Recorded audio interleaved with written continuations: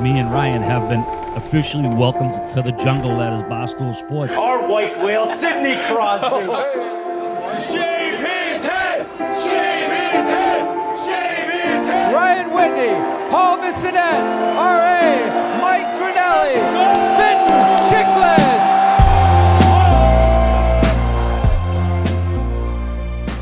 What is up, folks? Welcome to episode 584, presented by Pink Whitney. Yup, Yance always shows the bottle. Biz always nods his head. And we had a bagger in Boston.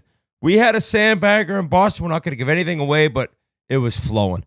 It was flowing bad. You will see on the video, Pink Whitney's always in the mix at sandbaggers. I saw a couple pictures of little Pink Whitney nip bottles empty on the grounds of Bethpage Black during the Ryder Cup. We'll get into that later. Probably explain some of the most ridiculous fan involvement in a golf tournament I've ever seen, if you want to call it involvement. But it's also tailgating season. I think that right now, and today in Boston, it was 78 degrees. I looked a week from today. It's supposed to be 83.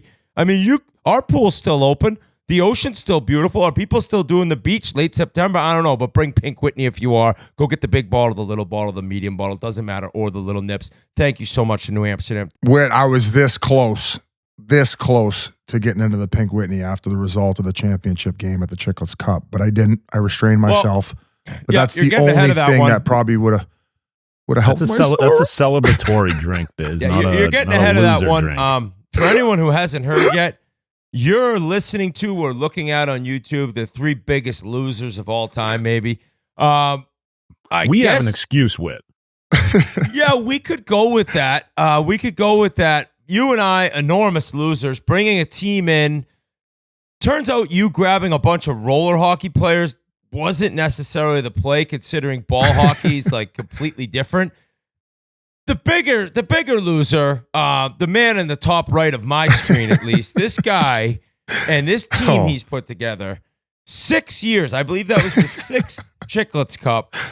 Another loss. Another just like, how the hell does this team get off even thinking they're ever going to do anything? But this time, it can't just be all gloating and laughing at you. We lost as well, and you beat us. Yeah. Luckily for you, you get to keep a team in the next Chiclets Cup. Because I forgot till you mentioned that. Yeah. What did you call it?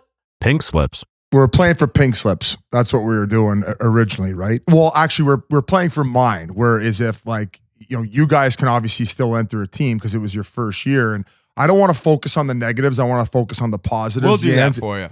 It was your first experience at a Chiclets Cup. You guys entered the tournament in extraordinary fashion. You had the bagpipes out.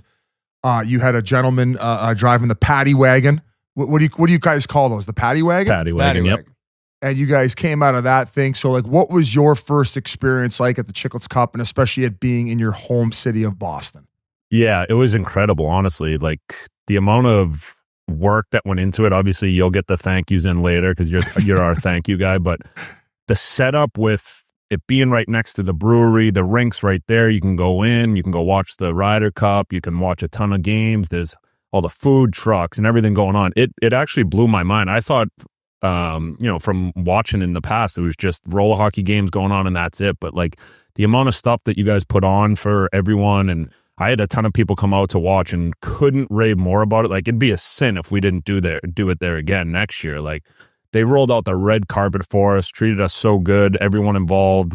It was truly amazing, and I could not believe the competitiveness in these guys and what they brought. I tried telling you. Right, but it's just like you don't believe it until you see something like that. Like, it was like a game. Every single game was like a Game 7 playoff. Obviously different, but it was incredible what these guys brought every single game, and just for the love of the game too, right? It's like you're going out there, you're putting a team together with your buddies, and just the pride that hockey guys have. Just truly, it was an amazing event. Can't wait for next year. Like, honestly, cannot wait. Hopefully my guys will get on the court and play some ball hockey, because if it was on roller hockey, we would have dusted everyone. If we played you guys on roll and as vice versa, like we've never played, it would be an absolute shit beating instead of you guys beating us by maybe one. we will get relegated to roller, considering we can't win our own ball hockey tournament. That'll never happen. I mean, at this point, I'm sitting there, and we should shout out the Brampton Midnight Express, who are now 3-time champs back-to-back this year. We can call them a dynasty. They played this tournament to perfection, and the deal was this year that Roller A, Street Hockey A, and the women's division, the winners all won $5,000. So we upped it from, I think, $2,000 the year before.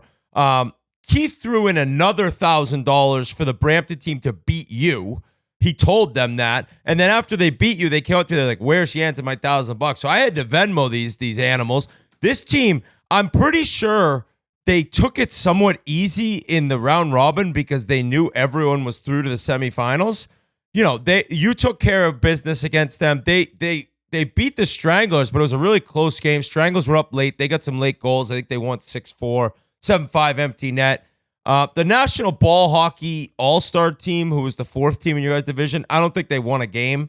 But they were still competitive. Like, yes. Well, you I beat was them out there 18-8 the first game, and that's when I started worrying. I know. Yeah, and we did have a full extra line, which played into our advantage. I thought it was going to continue to play in our advantage all the way to the finals, but you mentioned it, the Brampton Midnight Express. We played them in the round robin. They only had 8 guys. And Crazy. I thought we controlled the game pretty handedly. Like, I could play. I was playing like somewhat of a regular shift. Well, I think I played 2 shifts in the finals, and I'm like, okay, these guys are playing at a different level right now, and I yanked myself out of the game. I at that point, I was shut down right back to the press box, and then we rolled what I thought was going to be the winning squad, but they just they got some unbelievable saves. Their goalie was shooting fucking lightning bolts out of his asshole. We must have hit 8 to 10 posts. I'm not trying to take away from what they did, but I am very, very proud of our group, the Big Deal Selects. There aren't going to be many changes next year. Like, I'm rolling with the same team. We had a new goalie, Whiffer, in net, and he's going to stay between the pipes. I think the play is next year, regardless of how well I thought I played. All the guys said they thought that was my best tournament. You were great. Good. I thought I was solid and in a decent enough shape because I've been hiking so much, so the cardio was there. But I think that I'm going to have to end up being in the press box full time, where we're going to have, I think, 2 more guys come in from wherever Terry Ryan pulls them from. We had a few new additions. I mentioned the goaltender there, Whiffer. He's going to come back. And then Harrison, Harry, a guy from Saskatchewan who came over with Anderson. And then we had one French guy, Mo Coin, this He's the French best player kid. in the tourney. He's the best player. He runs like a gazelle. It's insane. I said, he's a what does this guy handsome. do for a living? And somebody's like, he plays pro ball hockey in Switzerland. Yeah. I was like, oh, one, I didn't know they had that. 2, it kind of makes sense because he dominates. But quickly, Biz, there's a couple different storylines from your team. First, we'll get to Terry Ryan and Terry Ryan Sr. were not there this year. Apparently, their names were spelled incorrectly. So, yeah, this was to start everything off. But by the way, we've had so many great Chiclets Cups, like everyone, like great memories from them. This one was by far my favorite. And it's like, I'm shocked to say that because Terry and Senior weren't there. So if they would have been there, like, I don't even know if I would have been able to handle the amount of laughs that were coming our way. So Terry did give me the heads up ahead of time that he had scheduled like something on the books that was very important to him, and it was a big gig. So he couldn't be there this weekend. He was going to come in on Thursday for the meet and greet, get the jersey, say something to the team, pass the C off to Con Man, and then he would have been out of there Friday morning. So everybody's flying in on Thursday, and then I catch wind that him and Senior are on the same plane ticket, and that they spelt their names instead of Terrence, Terrence. There was an A instead of an E, or vice versa.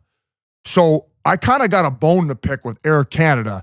You got this father and son, one is obviously Senior and then Junior, that are flying to this location, and there's one letter that's different, and then all of a sudden you're not going to allow them to board the flight. Like, what are the chances that 2 other people with identical names with one letter off are flying to the same location and showing up to an airport in St. John to go to Boston, and you're not going to be cool enough to just say, oh, okay, it was a mistake.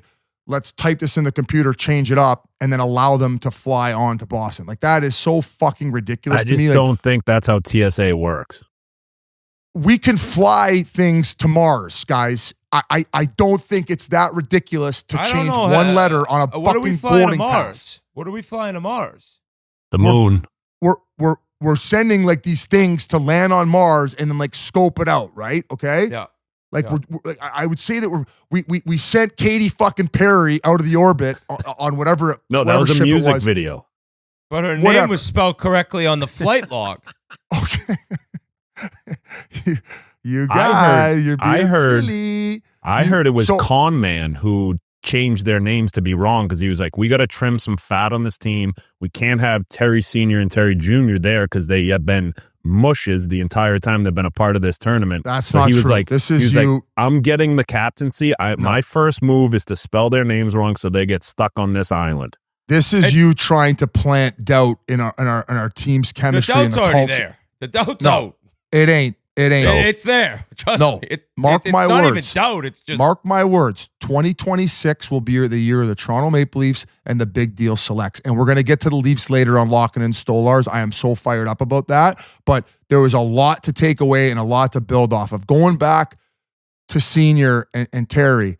So whatever, that was the whole ordeal. Terry was going to be leaving Friday anyway. I felt bad that Senior couldn't be there because he's so fun to have around the locker room, hearing the same stories over and over. Even better, the added additions.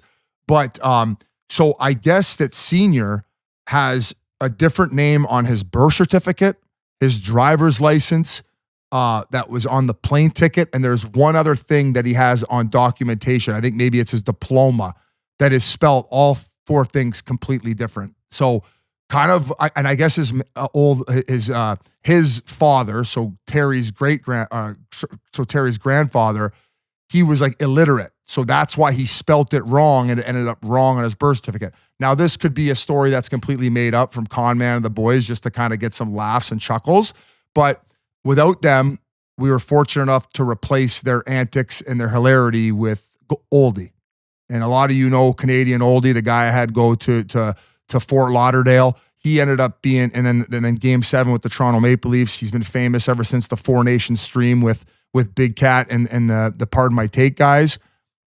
He was fucking hilarious. He was fucking busting out his fupa the whole time, talking in the locker room, busy, let's go, and just brought that camaraderie together that, maybe even more so than we'd seen in past tournaments. So once again, I'm not changing much about this roster. I had so many laughs, and sometimes, boys, you know what? I hate to say it, but it's not all about winning sometimes. It's about the experiences and the lifelong memories that you had with your friends at Chiclets Cup. But that's real loser talk. At some point, you got to win it. And listen, we fucking beat you. We fucking beat you. By and you one, and no one on my is. team has ever played ball hockey. 2 guys had ever played ball hockey. I get that. Here's the thing. But it's fucking hard to win championships. It was fucking easy. Everybody would be doing it. Well, this one, it was as easy as it's ever going to get because there was 4 teams. And I'm sitting in the locker room after, and I those guys are great dudes. Like your team is awesome. So are the Stranglers. I got to meet all the Stranglers. Just great people. And I remember leaving Biz, and I'm talking to you, and it's like, God, I love your team.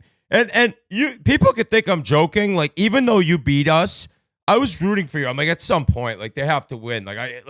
Please, like, these guys are good dudes. Like, let them win. And you didn't win, of course. And then we're leaving, and I said to you, God, you got a great squad. It just it crushes me to have to just carve these guys. And Biz, I'm sitting there after the game, and I'm in your locker room, and everyone's hanging out, and you were down in the dumps. I get it. And then you stand up and you say, guys, next year's the year. We have the recipe here. It's like, no, you don't, bud. No, you don't. You don't got the recipe. You don't got it. It's like, Rico, you got it? No, you don't got it. Because I'm watching year after year after year. And then this year with 4 teams and you just waltzing through the first 4 games and then just collapsing the way the Leafs always do. Okay. Oh, wait. Were we the better team in that game? Who was their best player? 92. That kid 92 is nasty. I don't know his name. So their whole team after they won. And him.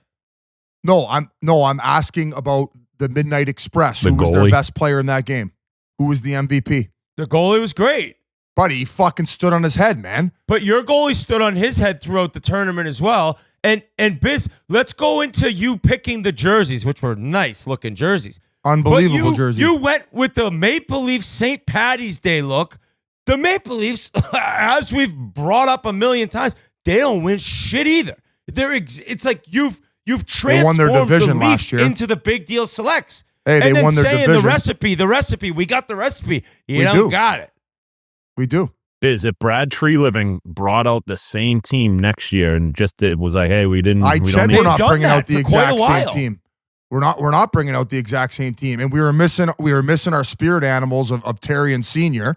I know we replaced that Juju with Oldie, who will continue to be our backup, and then I'm going to replace myself. And on the bench boys are awesome. They They're are going to great. be there year after year. They were good. They're great. We're going to be in the press box though, probably to start next tournament. And Bish, who he's the guy in the videos. If you see our team videos, like he looks like he has rabies. Like he's got the foam. barely any front jibs. He's ripping darts before the game.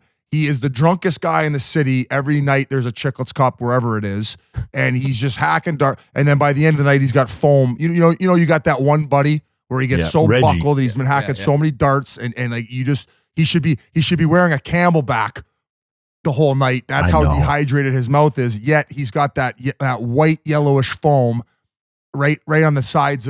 What's this area of your lips here? Just like what do you call that? The crevice? Side of your mouth. Foamville. Yeah.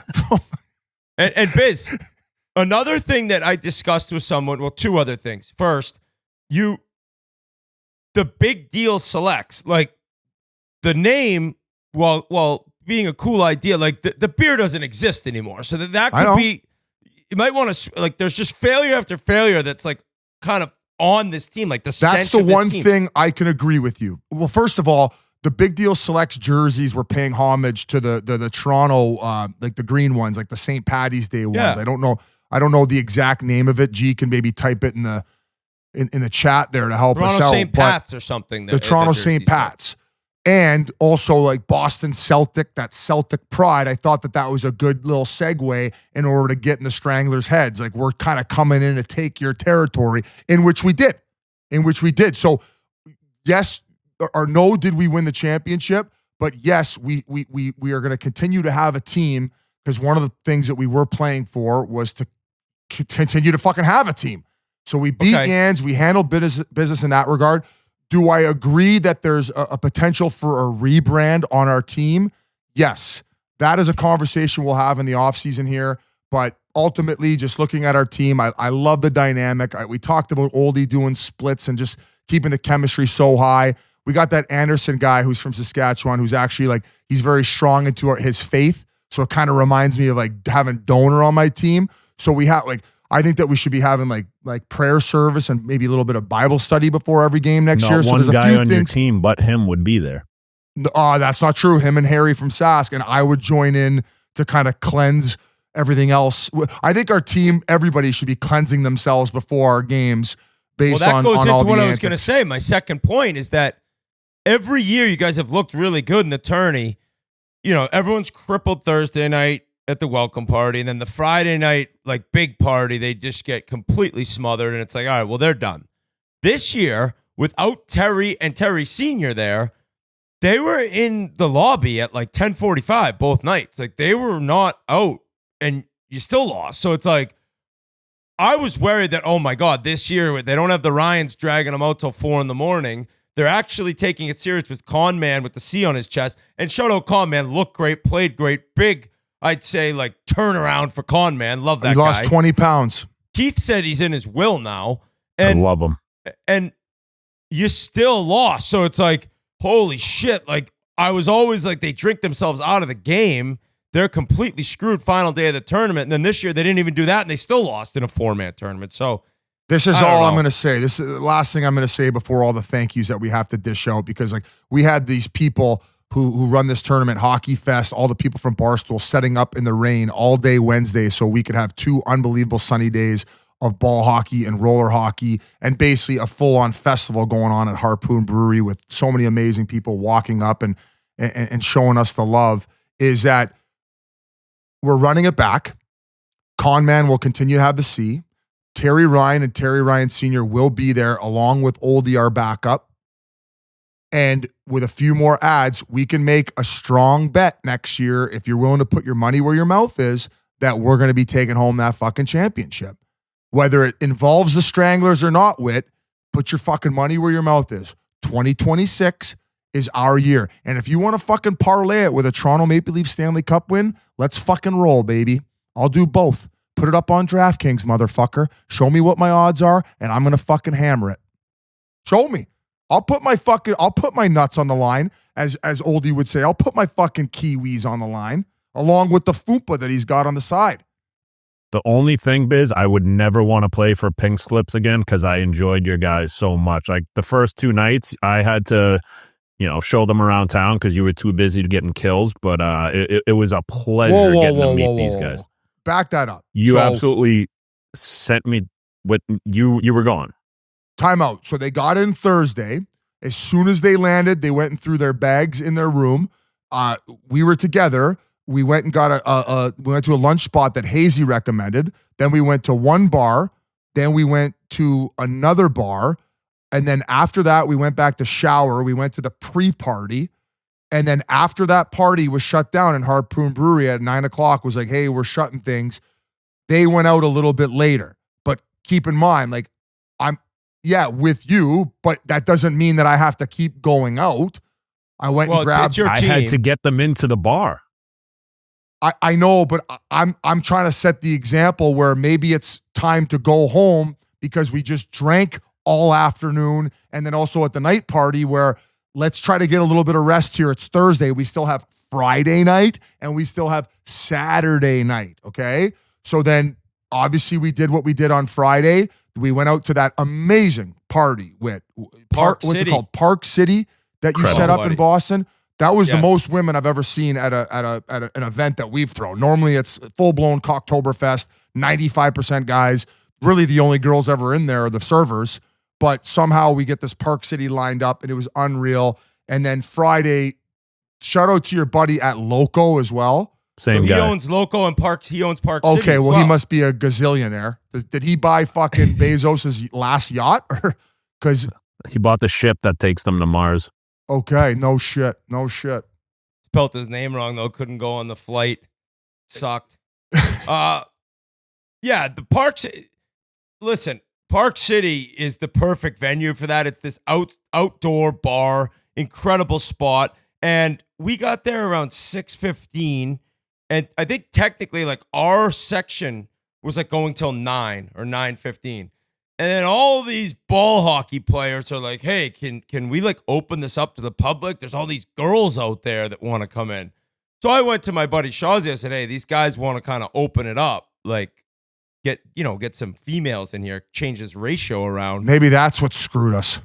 Well, yeah, I ended up leaving quite early, but apparently, like the next morning, I'm hearing ridiculous stories of these guys having a time and a half, which then I'm told they got home at 11. So I don't know who to believe, but I do know that the setup at Park City and then him setting you guys up at Loco for dinners is just top notch. So shout out Mike Shaw, shout out the Broadway group, and if you're ever in Boston, since we're on the topic of ladies, Merle's texted in the group chat.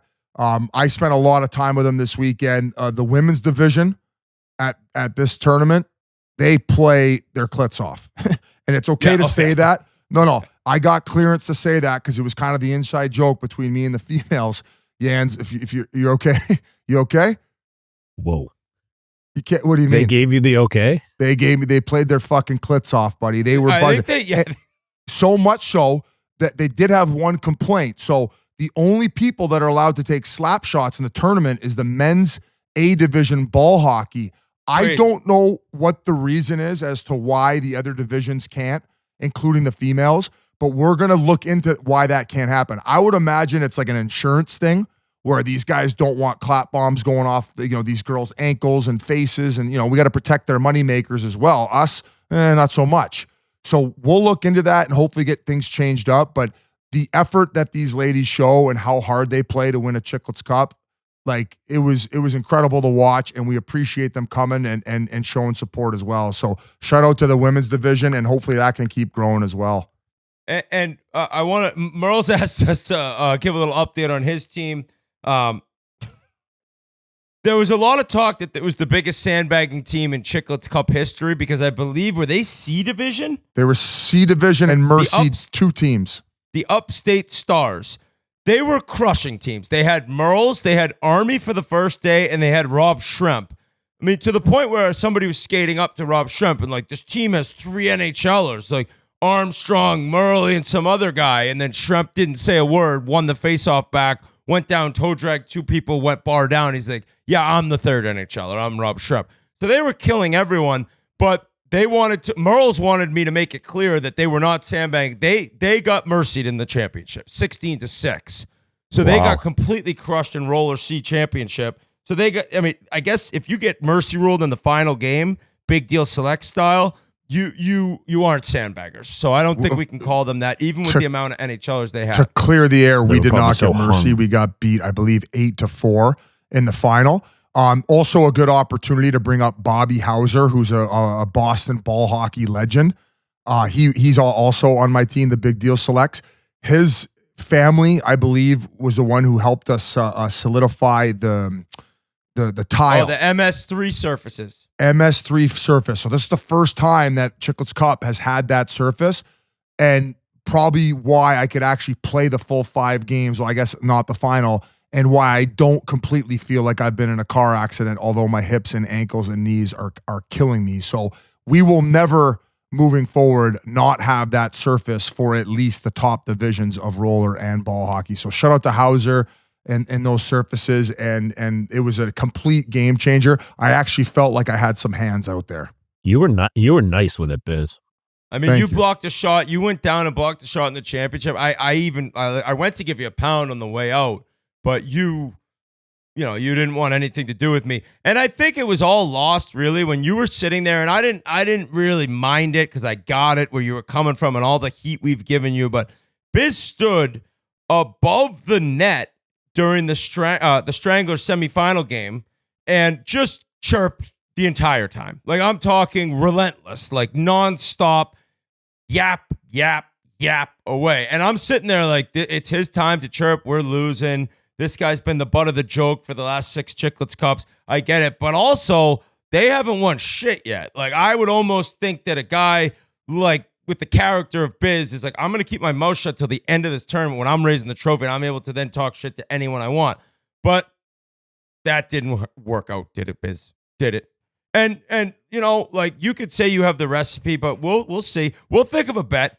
I'll bet you anything. I do want to say, though, that for anyone who like thinks we're overblowing this Chiclets Cup, because when I went into the first one, I was kind of like, I don't really picture what's going on here. Like, I brought my wife. My wife came with Ryder and Wyatt. Like, she's like, that's the coolest thing I've ever seen. Like, every person there is having a blast. There's all these different things for kids to do with accuracy shooting, fastest shot. There's all these different games.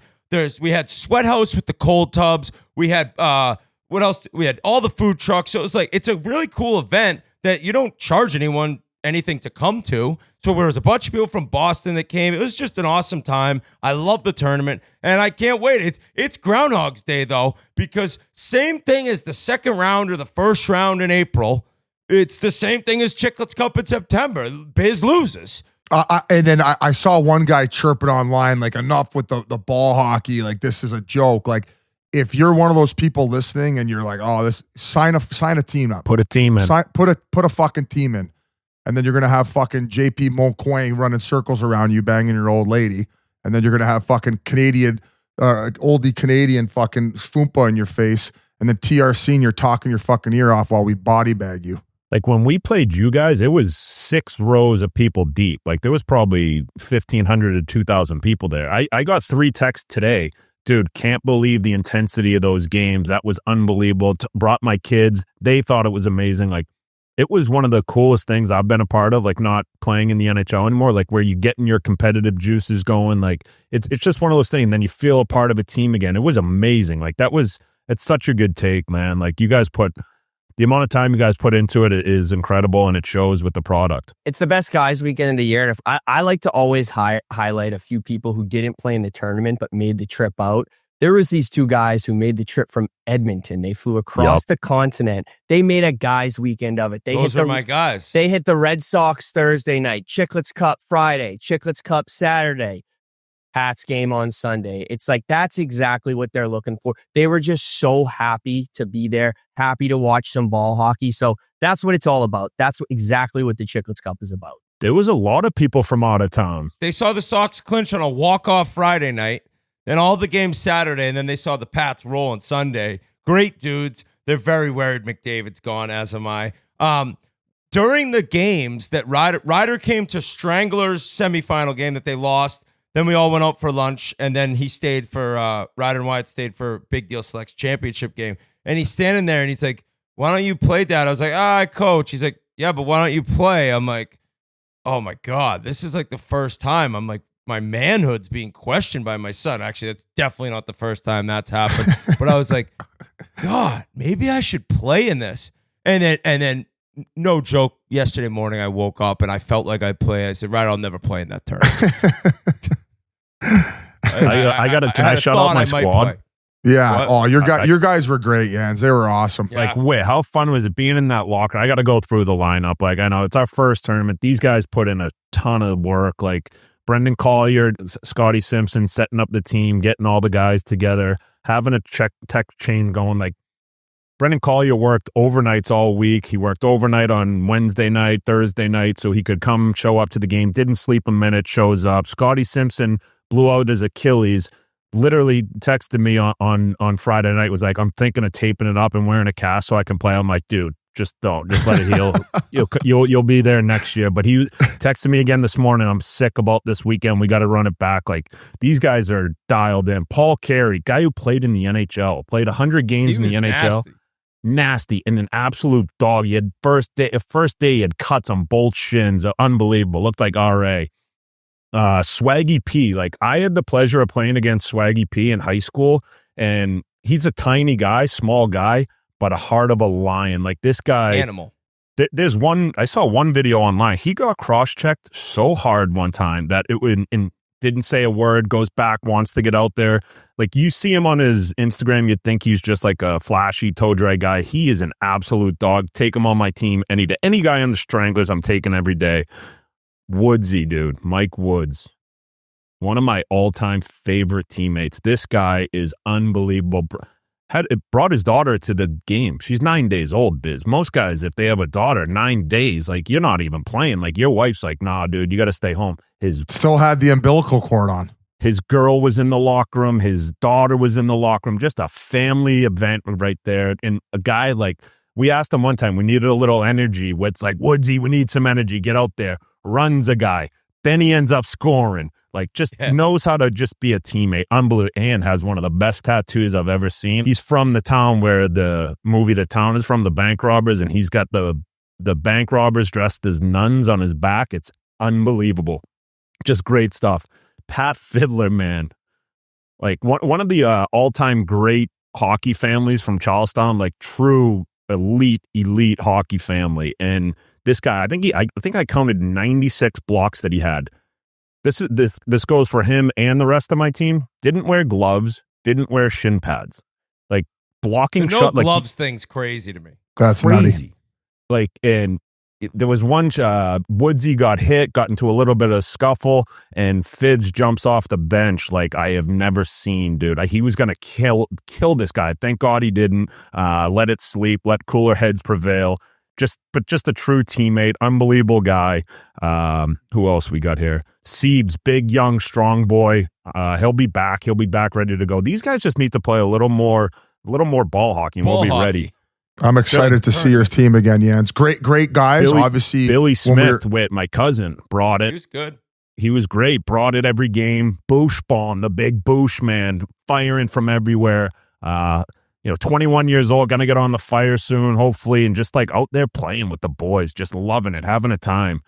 Robbie B, stud, eating pucks, no shin pads, Is this a football no gloves. team? Yeah, we had a big team. Holy shit. Torrance Snyderman on my team. His wife was due that weekend. He played. I was taking his phone for games. He's like, dude, this thing's probably going off. Like, so I'm holding his phone the whole time. And then luckily, he didn't get the call. Did you Thank see God. the poor guy on one of the teams who won it, who broke his ankle 10 seconds into his first shift of the first game? Snyderman broke his thumb first shift of the first game. Didn't tell anyone till the last day as soon as we got eliminated. Warrior. TJ O'Brien, gritty dude, just loves doing it, hates to lose. Great in the locker room. Ben Tolman, that was Noseface's guy. So one of the two guys on our team that played ball hockey, he was unbelievable with. Noseface is so good. Noseface, I got it written down here. His beautiful face when his time is done at ball hockey, his beautiful face is going to be on the Mount Rushmore of ball hockey.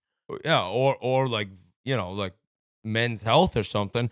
I didn't know that his brother was one of the refs. We still couldn't win. He didn't give us a call. I know. But an amazing weekend. Someone called Noseface a malnourished Ovechkin. That's a great comparison. And our goalie was unreal too. Andrew, unbelievable. Kicking. So, thank you everyone for taking a part. It's just incredible. Body armor, Lucy, the nicotine pouches everywhere, Sweat House. It was awesome. Taylor Ray from Barstool, the Barstool staff, Mariah from Hockey Fest. Thank you to everyone. And I think we can move on. But an awesome weekend, and the big deal selects lose again. It's nuts. I love my team. Yeah, I know. You got the recipe. Harpoon Brewery as well. Thank you to Harpoon Brewery. I met the CEO. He loved it. Apparently, they have Oktoberfest coming up with like 13,000 people there over the weekend. So they were able to fit us in there.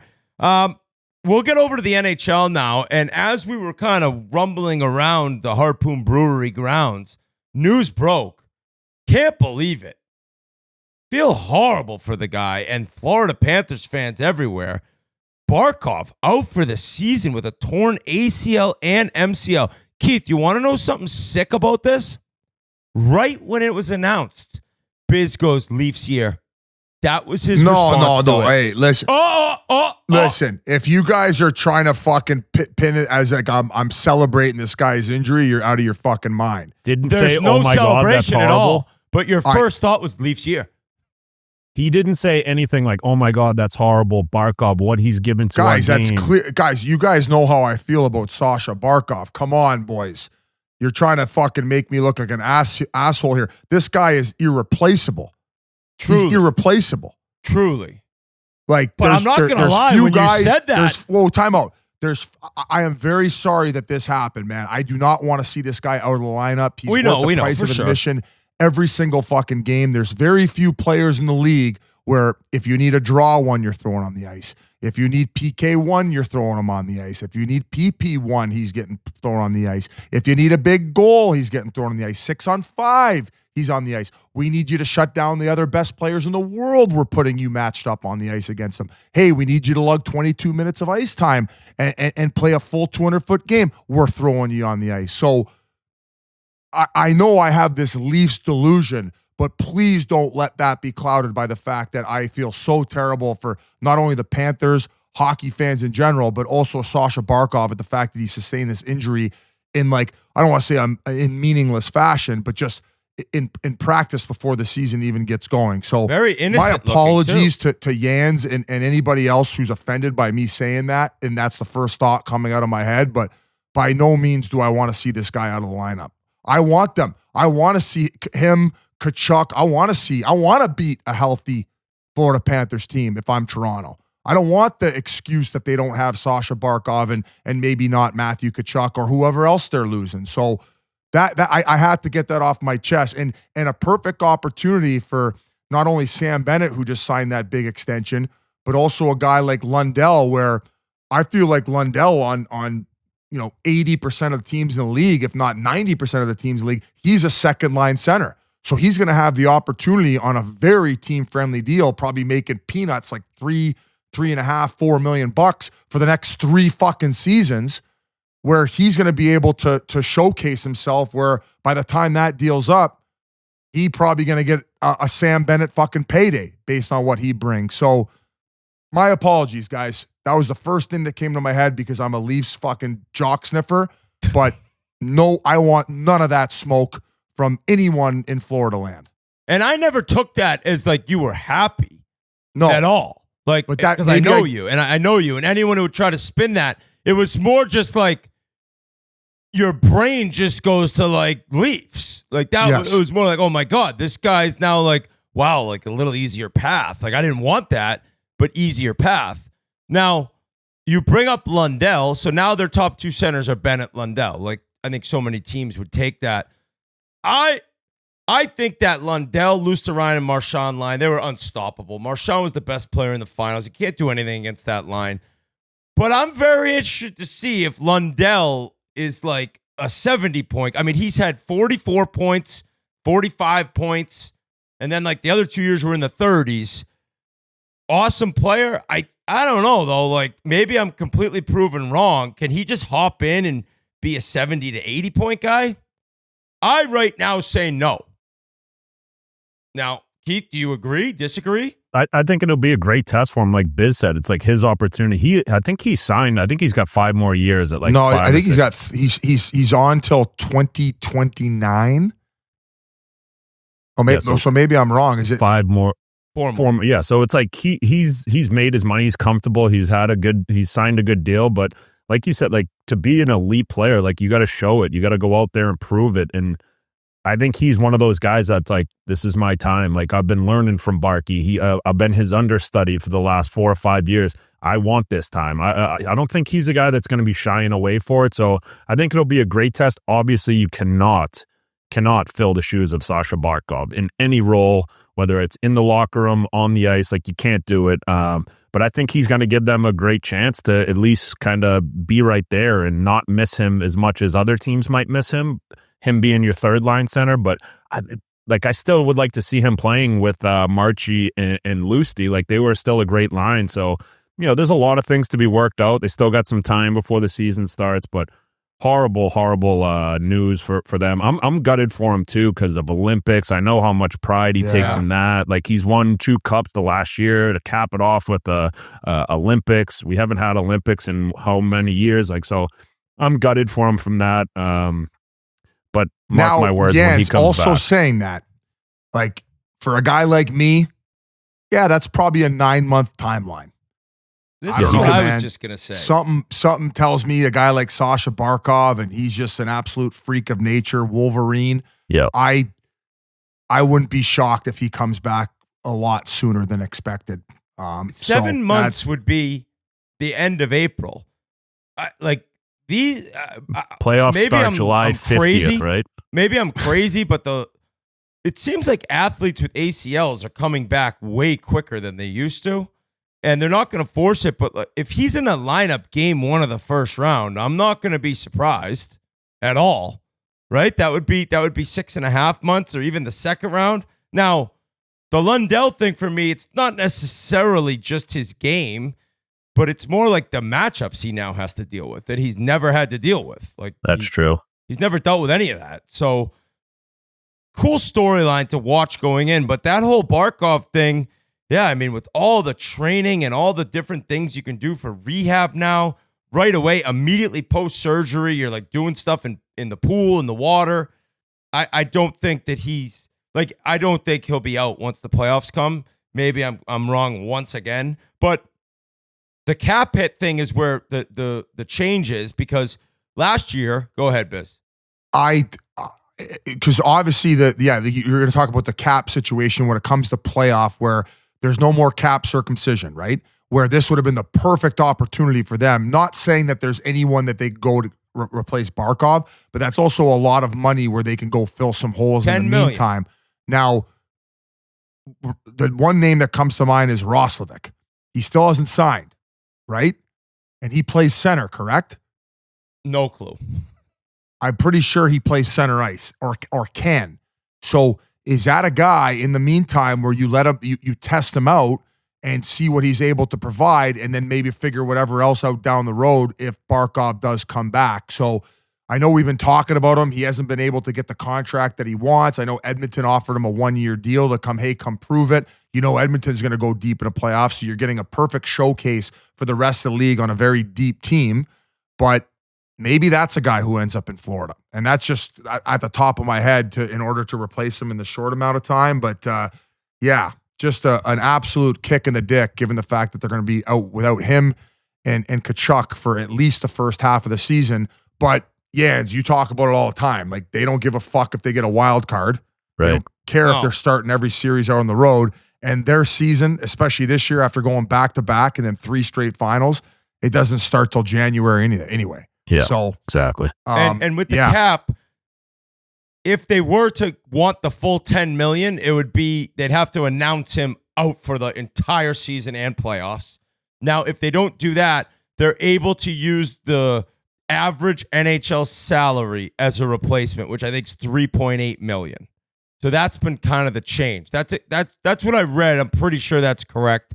So they can add a player, just not a $10 million or $8 million. So that player could play in playoffs? He does play center, Biz. That's not a bad call. I think you go sign Rosovic and, I don't know if offer he $3 million. I don't think of him as like a Panther type system Yeah, player. but I wouldn't have thought Evan Rodriguez was either. Oh yeah, Oliver Ekman-Larsson? Nope. Yeah, but he's a big defenseman who can move. Like who was that. Mikula? Like you name it, they bring but in. I'm saying that fits into Florida with an enormous back end. Like Rosovic is. Yeah, like true. I get Rodriguez is probably the perfect example of like a skill guy. He was pretty good in Pittsburgh, but yeah, in Buffalo, you would have said never do I see that being part of this guy's identity. But once again, he doesn't have to be the guy. He just needs to be one of the guys that buys in. And if you're going to showcase yourself and you want to save a little money with no state tax on that 1-year deal, boy, you go down there. Just like Marchie said, clearly an advantage. Felt horrible for whoever the defenseman was, who kind of poke checked Barkey a little bit. It was so innocent looking. It looked like it was Mikula. And was it? It looked like it was. I don't know. I was just hoping it wasn't some poor kid that was like trying to make the team. Now, that sounds a little ridiculous. That's not going to affect it. All the brass and the coaching staff know that it didn't mean anything, but it still sucks if you're the guy that like was a part of the contact that tore his ACL and MCL. Maybe that's why they're adding the time on, because it wasn't just ACL. Maybe the MCL tear makes it a little bit longer. As people know, I was just going to say, if he did get snipped, we would offer him a contract with the Gargoyles, but then I would get fucking shredded to pieces if I said that. So I'm not going to say it. Okay. Met a kid at Park City that's worked at Park City all summer that's going on a PTO to Gargoyles camp. Let's go. Kid we was need more shredded, bartenders. too. I said, good luck, buddy. Great There was luck. 3 gargoyles there. There were 3 different gargoyles there. It was pretty Hell cool. yeah. Are any of them signed? All of them, I think, were signed. No, one kid's on a PTO. Yeah. Okay. Keith Kincaid, I heard, was asking for a tryout in Greensboro. Kincaid. Yeah, there. but he's too expensive. And then, we're talking numbers, and I'm like, I don't know. Well, Biz, I know that the Leafs were on your mind with the news Yep. of the Cup champs losing their star player. They were in the news as well with the re-signing of Anthony Stolarz. I'll let you take it away, but I'll start with this. Had no idea he finished 5th in Vezina Trophy voting last year. He was that good. I didn't realize Woll started more than him. And we can mention, too, that Joseph Woll had to take a leave of absence for some family reasons. Our thoughts go out to him and his family. I hope everything's okay. I hope everything works out and you're able, and Woll's able to get back into the lineup as soon as possible. But Stolarz, what do you think, Biz? 4-year extension? Just quickly going back to Woll, we never know what it is with the mental health stuff with these players, but the fact that they get ahead of it and ask for this is the way to do it, guys. Like, I'm sure there's other people, like Patrick Laine took a little bit of a leave of absence, so that's okay sometimes, and sometimes these guys need it, especially playing in a market like Toronto, and it's a lot, man. So just take care of yourself, and the game, as big as and important as it is as a part of their life, it's not at the top of the list. So hopefully he gets better and he's back soon, because he's a very important part of that tandem in net. And just shifting over to Stolarz, man. I mean, the fact that they got him at that number, I think that's a testament to the buy-in of this group. Obviously he loves Toronto. He likes the fact of all the success that he's been able to have there with not only the way he's played, but the guys in front of him. I think it also speaks volumes to the work that Tree Living has done this offseason. I think that going from the end of playoffs to now, I think you'd be out of your mind to not give him an A+, as to how he's been able to replace Mitch Marner and use that money to spread it around to fill in other holes that they might have had in the lineup. And you said it, man, a guy who's fifth in Vezina voting, like, do you get that guy at that number if a guy like JT doesn't take $3 million to come back and play for the Toronto Maple Leafs? This guy's coming off a 40-goal fucking season, and he sets the precedent at the top. And I think that it's just awesome to see that, obviously you have Austin and Willie making all that money. But other than that, I love the way that it's being distributed throughout the lineup at this point. And that's what you have to do in order to win. And clearly that Tree Living has explained this to these guys. And the fact that he has had that buy-in from them and their agents is just unbelievable. And that's why I'm convinced it's their year to win a Stanley Cup. They are finally, you can't have four guys making all the money. You got a few guys. I think Austin Matthews is worth the $13 million tag. I don't agree with what Avery was saying on the last podcast and how many people might think that.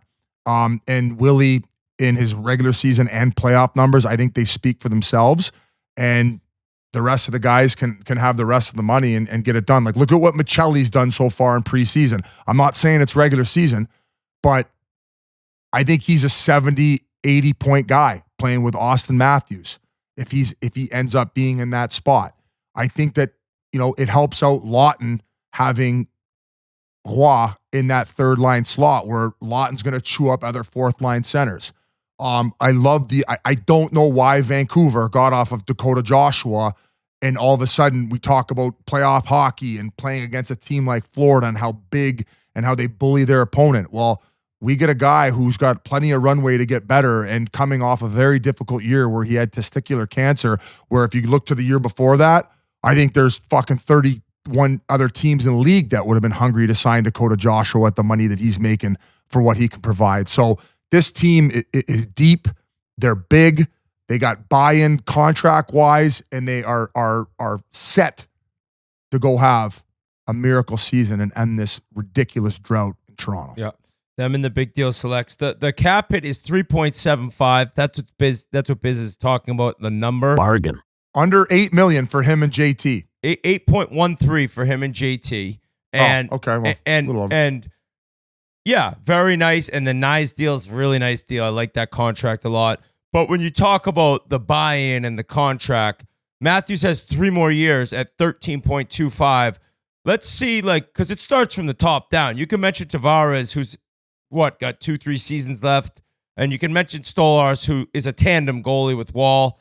Let's see if your leader is willing to really do what you're saying in terms of leaving money for everyone else after the next 3 seasons. So hey, listen, if he doesn't elevate his play a little bit more come playoff time and he ends up wanting to leave for more money, it's a little disappointing. Okay. If that's how I feel with McDavid, but he does elevate playoff time. He gets to another level. So. I think in a perfect world, you end up on the next one being able to lock in Matthews for that long 7-8 year extension, and make him a Toronto Maple Leaf forever.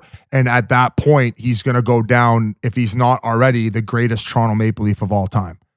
Like, people, that conversation has to start because we just crowned the new NHL goal leader of all time in Alexander Ovechkin. Let's not forget Austin Matthews is on a better pace currently to break correct. that record. That so is correct. I don't think 13 and change is a ridiculous number for a guy who had 69 goals giggity. The team, they also brought in James Reimer on a PTO, who started his career with the Leafs years ago. Boot him out of town. Another guy who can run Bible study, just like my boy Andy, who we had for the big deal selects. You need that Shane Doan. You need that Jesus. Reimer. You need Jesus. Jesus saves. Yeah. Jesus saves. Truly. Walks on water. Boys, I think it's a good time to announce my celibacy for the season until the Leafs win their first ever Stanley Cup in the last how many ever fucking years. 80. Biz, How's the please, no no, weed you will going? be bad. No weed, no fucking, no jerking. Just strictly winning, baby. Just reading the Bible. Just reading in hockey, baby. Reading the Bible and hockey. TNT's. All of a sudden, Biz is just, what is it? Psalms? Are they Psalms? Is that what they're called? Psalms. Yes. Psalms? Psalms? Yeah. Instead of calluses on my palms, I'm going to be reading Psalms. How long do you think you could last, Biz? There's a movie about that. Remember that, what is that guy's name? Josh? Oh, that good-looking actor back in the day, kind of a heartthrob for the ladies in like the early 2000s. Josh Hartnett. There's a movie about him trying to do what Biz is talking about. I think he ends up exploding in a wet dream at one point in the film. I don't remember exactly, but that would probably. When's the last time you had a wet dream? I don't know, but I've told Keith before I'd pay to have one. Those things were unbelievable when you were little. I think it was a couple years ago, and I woke up and I just finished, literally peeing. Came as I woke up, and I was like, no, that was another piss bed. And we got to tell a story after this story. But I rarely sleep on my stomach, and I was like basically fucking the mattress, and that's because I thought I was fucking in the dream, right? And then boom, woke up, came, and it was the best. It was the best. Like that might be my top. Like if I could, I should have married the mattress that I had that night, and I would be satisfied forever. I don't think I would cheat the way that she performed. The mattress still takes half your dough somehow. Hey, first NHL goal or that feeling? Hey, I got fucking bed bugs getting me off now, for crying out loud. I think it's time for an intervention. What's this guy into? 1,000 thread sheets? Yeah, I'm the Bonnie Blue of bed bugs. Got 1,000 bed bugs on my cock, just fucking thumping my mattress. So this is a classic. So we told the story about me wetting the bed at the Internet Invitational. So we post the clip on Instagram, and a friend of mine sends me the clip that I hooked up with, and I forgot when I was in Boston that I fucking wet basically the entire bed, so we had to snuggle on a sliver of the bed the rest of the night. So I tell Whit the story, and he goes, "Hey, my buddy just texted me about a girl who said that you wet the bed with her in Boston." And I said, "Oh yeah, no, I know. I got a text from her," and he's like, "No, it's a different one." I'm like, I don't even remember that one. I'm curious to know how many times have I hooked up with a friend and wet the fucking bed. You better start sending some mattresses. Friends, like, wow, how much did he drink? He had 11 body armors, but there was no alcohol involved. Hey, you know how Derek Jeter sent girls off with a Tiffany's bracelet or whatever? His has to give them new mattresses. About 50 grand in the hole in mattresses. They got a pee pad, a deodorizer. They got instead of getting the gift package with the signed ball and the cards and the Yankees hat, it's just Biz giving someone an enormous F-250 with a fucking big ass mattress in the bed of the truck. I got the pens, pee pads, you need deodorizers, bed bug killers. Josh is taking all the pictures, does an amazing job. Oh, incredible. The pictures he has from this sandbagger, guys, this sandbagger was electric. Oh. So he has your phone, right? And he's in your Instagram because he's always posting for you. So we're just shooting the shit. I go, let me see the DMs. He's like, I don't ever go on that. I go, give me the phone. I'll look. The first one is a new message from a girl. Please, Biz, just give me 5 minutes. I didn't see that one. I was too zoned in on our bagger and laughing at how shit can these guys were off Pink Whitney shots. But we won't give too much away. No, we won't. We got it. There's another big signing, and we talked about this. I think. Well, the last thing I was going to say is, if you want to put some money down about me not, going celibate or tugging one off, let's roll. But I would put a chastity belt on. I would put I would be wearing like basically like the Pens, but it would be a big metal chastity Get a belt. 2-in-1. I get a 2-in-1. You'd find a way. Yeah. like hairy bubble gum sticking out of the He side. starts a fire, rubbing like metal on his chastity belt, burns his hog off. Poor guy. But what was the other signing? That would be McTavish. Mason McTavish. Oh yes, six, seven. I saw that Frank Nazar did that. 6'7". Still no clue what that means. I'll tell you what though, I get a kick out of it for some reason. Like it's not like annoying to me yet. Maybe it's because Ryder's not doing that. He's not into that. Classic Ryder story, by the way. We're playing a game. I forgot to tell us. This was 2 weekends ago. He threw a pizza up the middle like his old man could have never dreamed of. We're up 5-3 with like 3 minutes left. Kid buries it. I'm like, change. He's skating off the ice. I'm like kind of looking at him, and he just looks at me. He's like, am I playing mini golf with mom after this? That's beautiful. I was like, oh my God. 7-year-old playing hockey is classic stuff. But Mason McTavish, guys, I said it might be a while because he headed back to Ottawa to skate with the 67s, but it was done. It was done relatively quick. He was in practice today for the Anaheim Ducks, 6-year deal at $7 million per year. I hope I didn't get that backwards. And I kind of love this number and term. Now, the problem being for Verbeek, it's not really a problem. It's a good problem, I guess, is he still has Lacombe. He still has Cutter Gauthier. He still has Leo Carlson. He still has Pavel Mintyukov and somebody else. There's another person in there that are all up after next season, all RFAs, I believe. But still, like, to get this guy in as your second-line center, you got to get Carlson done. He's your future one, or even now, first-line center.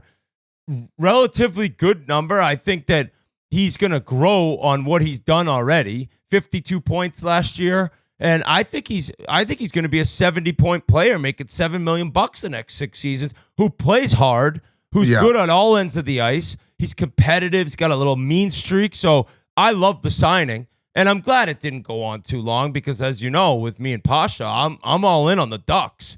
I need the Ducks to be good. I need them to get a cup before the Devils do. So I don't know, Keith, what you thought of the deal or Biz, but it just sets the precedent. Like you said, all those guys that need to be signed that they know they can't come in and bully Verbeek. Like it's going to be, you're going to have to work for your money. You're going to have to earn it too, though, right? You got to go out and earn it. You got to put up points. You got to help your team win games. And I think that kind of sets that precedent right there, especially with Q there too. Like it's their win now. Like you don't bring Joel Quenneville in to have a rebuild. So those guys, like I would imagine he's having conversations with them. You guys go out, prove yourself. You're going to get your money. You're going to have, get some term. You guys are going to be together for a long time. Because is there a better, younger crew in the NHL? I don't think there is. I love Anaheim. Seriously. I love them. And I don't feel guilty hopping on the wagon. The other guy is Zellweger, the defenseman. So they got some great D-men. If they don't re-sign Gudis, Trouba, and one other person I can't think of, they'd have Kreider. $49 million in cap. Yeah, they got space. plenty of money. So How many years does Kreider have left? I would say 2 max would be my guess. Dude, I kind of think Keith, you're right though. Bringing in Q, they need to make a big step this year. Yeah. They need to like figure out, all right, maybe it's not even getting into the playoffs, but it's like final 2 weeks kind of just fighting and battling, similar to Calgary last year. Like they need that in Anaheim. They cannot have another season when the season's over at the beginning of February. Right. Going back to the deal itself, like I think you know exactly what this guy will be after 6 years. So that's why I like it. I would imagine at the 7 number, they're probably pushing for 5 years. But I think it sets a great precedent for the other guys where, it's a little bit of a shorter window. And I think it's a win for both sides. I guess the one shocking thing is how did they not get that figured out before training camp? That's what I say at the end of all of these, man. That one seemed like okay, but I don't know who was being greasier than the other side. But yeah, this is Also, there was one guy who was not happy with me comparing him to the Nyes deal, where I thought that Nyes deserved to be making more than him. Which I would say that Nyes' season last year, because Nyes hasn't played as long or as many games as McTavish in the NHL. But he's got the playoff games. But right, not only the way that he performed in playoffs last year, but I would say his overall body of work last year, McTavish has not reached that level yet. No, he hasn't played with those players. That's another thing that you could all argue, but his speed is the difference in those two players. So it's like, yes, in today's game, you see Nyes skate. It's like, all right, that's a fucking different beast right there. Definitely. So I wasn't necessarily in agreement with that guy online. Not crazy about my comments comparing it to the Nyes deal and why Nyes should be making a stronger AAV. But keep in mind, he got it with the 6 years, which is great for him. He gets to free agency a lot quicker, and everybody wins. So I agree with you guys, though. I'm really excited to see what this Anaheim team can do. They're not any threat to my Leafs, at least for now. So I have no problem making them my 3rd to 4th team right now. The other argument that guy could have had for you is that McTavish is a center, which is a much more important position than a winger. So at least most people think of it that way. But no, I'm with you. Nyes making more makes a lot more sense to me. Last, I just want to bring up quickly, after getting to interview this guy, I'm even a bigger fan. That was at the Outdoor Classic. Cam Fowler re-signed with St. Louis. He went over to St. Louis. I think he had 36 points in like 50 games. He was, I think, their leading scorer in the playoffs in that first round. Heartbreaking loss to Winnipeg, Game 7. All-time Game 7. That game was fucking out of control, tying it up that late. But great deal, 6.1 for 3 more years. I believe that'll get his career earnings up to around 85 when that deal ends. But he is older, 34 years old. He skates like the wind. That's the guys you don't mind. The 34-year-olds who skate like that, who came over to St. Louis, made Parayko even better. So that top pairing is money. I thought that made a lot of sense. Doug Armstrong said he loves it here. We love him. Kind of an easy one to do, I think. I mean, some guys get it all, right? He got traded, plays his 1,000th game at the Winter Classic, 2 goals in that one. You just said he's going to make $85 million. I think it just goes back to St. Louis, and especially for guys who are maybe on the back 9 of their careers, where it's such a great community. You can fly under the radar, and cost of living's incredible. Just the buy-in from the team and the organization and what they have brewing there, along with oh God, I'm drawing a blank. The taking over as GM in a few years here. Steiner. And what he's probably going to be able to bring, and the fact that unfortunately Torrey Krug, who had to call it a career based on his ankle injury, like that's the perfect guy to bring over, where he's got incredible offensive instincts, reliable defensively. You mentioned he skates well, so it's not like he's gotten any slower over the course of how he's aged. So just a great signing to lock him in and continue to help grow that team. And we have Arm Dog coming in 1 second to talk about the special night in Pittsburgh that we want to get into from Marc André Fleury. The last signing is Podkolzin signed with Edmonton. So he has this year on his current deal, and after that, it's an extension, a $2.95 million extension. I mean, a lot of people are like, you wouldn't pay Holloway, and you give this guy 2.95, and it's a great point. But it's not because. Well, it is, but it's not because look at Holloway's next deal. Like that, this is the deal. Well, they're going to have the money. Like they're going to have plenty of it. Yeah. You fucking sign 3 more guys. Podkolzin was good. This does soften the blow on McDavid though. Get Podkolzin at 2.95. Don't worry, McJesus can leave now. We're good. Don't even worry about us in everything. Hey, Leon loves him.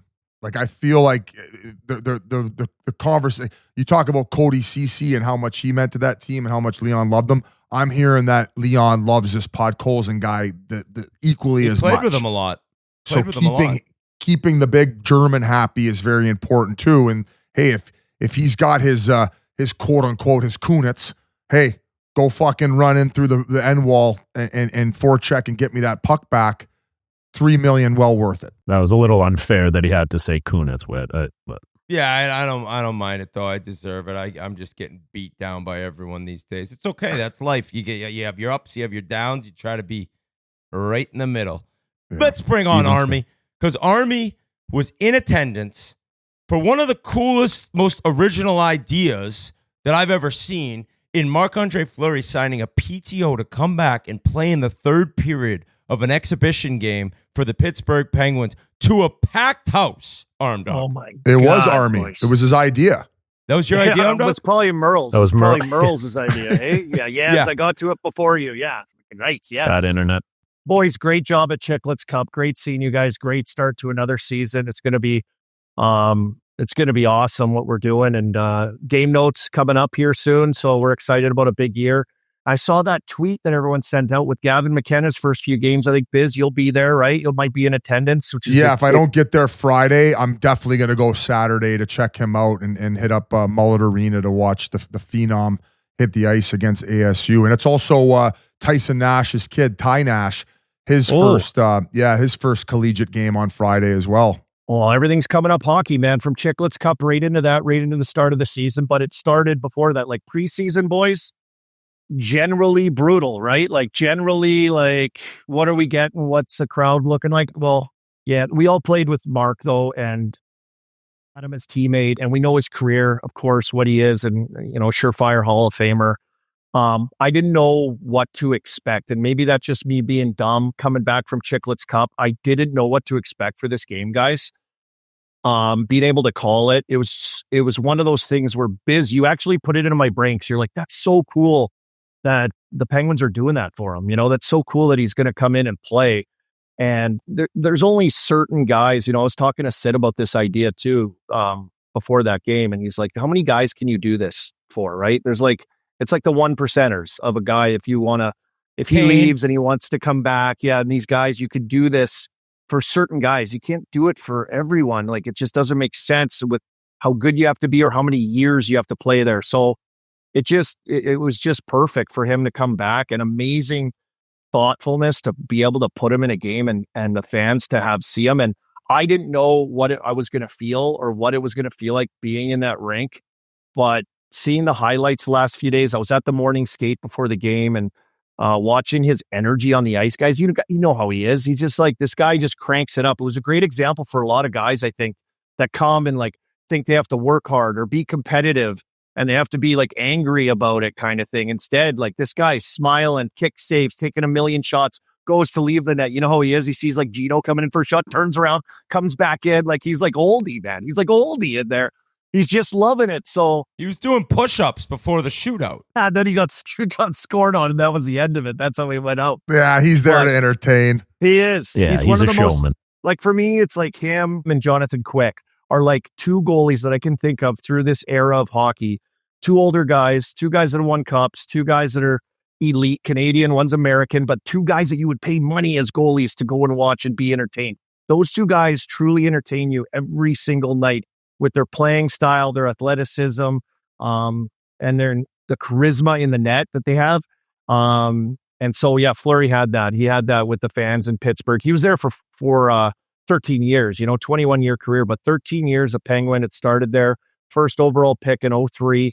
And the guy's an absolute stud, holds all the wins and games played records in franchise history. So it was every time when he did get in, every time he stopped to touch the puck on a rim in, like they went bananas. Fans were on their feet. He had to make a couple great saves. And I don't know how you guys felt in seeing some of that stuff, but it was like amazing. And we got him on the broadcast too. Like he came on with us headset during the first period. It was a great night in Pittsburgh. So going back to your question, like I don't know how many guys are going to be able to do this moving forward. I think there's a ton of guys, and I think this should be the new precedent, especially like it's preseason hockey. Like you mentioned, like the fact that Gino, Sid, and Tanger are still there, and like that was essentially the core. It was unreal. The guys that they drafted, like that was unreal to see everybody get back together. And we'll get back to maybe the 29 decals on the car prank. Oh, he went out with a prank, of course. Of course he did. Of course he did that. But also for the other new guys in that organization to like see him come in and get to experience that and that love that the fans can show to them. I think that's extremely important. I think that you just said it, Jonathan Quick. They should be doing that in LA when he retires. Yeah, I think that given the shape that he's in and how good he can still probably play, I think San Jose should do it with Joe Thornton. Like, how is Macklin Celebrini and Joe Thornton not playing back-to-back centers, like the 1-2 slot? That would be unbelievable. In a and you talk about the entertainment value of it. Like, you could mic Joe Thornton up the whole fucking game. You're telling me he can't play fourth line center in a preseason game, even against some of these new guys coming in? And how much would even the guys Four shifts a period? And tell me the other team wouldn't love, hey, get to tell their buddies back home, wherever they're from, I got the fucking lineup against Joe Thornton. I brag about it playing in a preseason game against him when he was playing for the Boston Bruins when I was a Penguin. Great ideas. And those are like the 1%er guys that you could do that with, or like the 1%er guys that are like monumental to their organizations. Jans, your guy, Dan Muse. That was his first game behind the bench too, at a home preseason game. Like, he was like, can you imagine like making your like presence on the bench? Like, all the coaches were new too. They have a complete revamp. The only guy that's still here is goalie coach Andy Chiodo. And it's all new guys. But for him going in there with the full house, the crowd, everything that surrounded Sid, Gino, Tanger, Fleury in the lineup. I mean, you know, I know he's a guy that I got to meet the other day too, and through camp and stuff. But seeing him after the game going to do his post-game presser, I was like, how was that, buddy? He was like, oh my God. He's like, my heart was just beating. So a great experience, I think, for everyone all around. And it was like in Pittsburgh too, it's like a small, big city. Like, they love their guys. They love their guys. They love sports. And Fleury is a guy that's truly, truly maybe on, you know, like at least one of the eras of this. It's those four guys that we've named that are on the Mount Rushmore of Penguins hockey. Does he get a statue? I don't know if he'll get a statue. Who else will get, like, those guys are the only guys that I can see that would get a statue. The statue in Pittsburgh should be Mario, Yager, Malkin, and Crosby.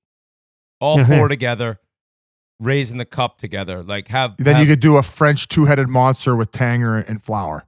The cool thing about Fleury is before all those guys, it was him. Like, he was before Sid, he was before Malkin, he was before Stahl, it was Flower. It was that first overall 2003 best draft of all time besides Biz. Shout out Biz in the second round. And it's just funny that, like, he started it. Like, that obviously, well, you know who started it? Merle's on that fucking team that was bad that they couldn't even lose when they were trying to lose. But thank you, Merle's. Yeah, but think of the draft picks. Like, the coolest thing there was when we were coming in. Remember, they did Experience the Evolution. Oh my God! They had like me and you were like blanked out on the end. We were way in the back, like the smallest of the features. And then as it got closer, it was like, you know, like, throw that picture in on the YouTube, please. It's easy to find. Yeah, it's cool. It's awesome. Like, my buddies came down on a boys trip there at the time. They're sending me pictures at like 2:00 in the morning, night before a game. They're climbing a light pole down by Mellon Arena, trying to cut one of those banners down because I was on the distance in the back of the Evolution. But, you know, you think of the guys that came like us with, you know, first rounders, then it was right before us. And then, you know, Flower, Gino, Sid, Stalzy, like it started to stack up. So that was when things were starting to build and things started getting exciting there. And I just remember back in those days, and to your point, he was the first, because I remember being at camp for a few years. I was, I think, a 01 pick. So at camp and going with Bugsy Malone in his Harley Davidson Ford F-150, baby, yeah, showing up right out front of the fish market. Remember that little sushi restaurant downtown there? And we got out. We had Flowers his first camp. And he jumps out of the F-150 and all the guys, like the valet guys, are like, oh my God, there he is, the kid. There's the kid. They were calling him the kid before anything. You're right, Whit. I'll never forget that Ford Harley Davidson, because I remember when you and Bugsy were about to pull off. We were staying at those hotels were brutal. I ended up linking up with Fleury on the second half. Once they shortened down the training camp, I got the room with Flowers. So I credit myself for a lot of his success in the NHL. Yes, Sonk. And then I asked Bugsy for his number, and he gave me Craig Patrick's. So I thought I was texting Bugsy, and he's got me texting the fucking GM.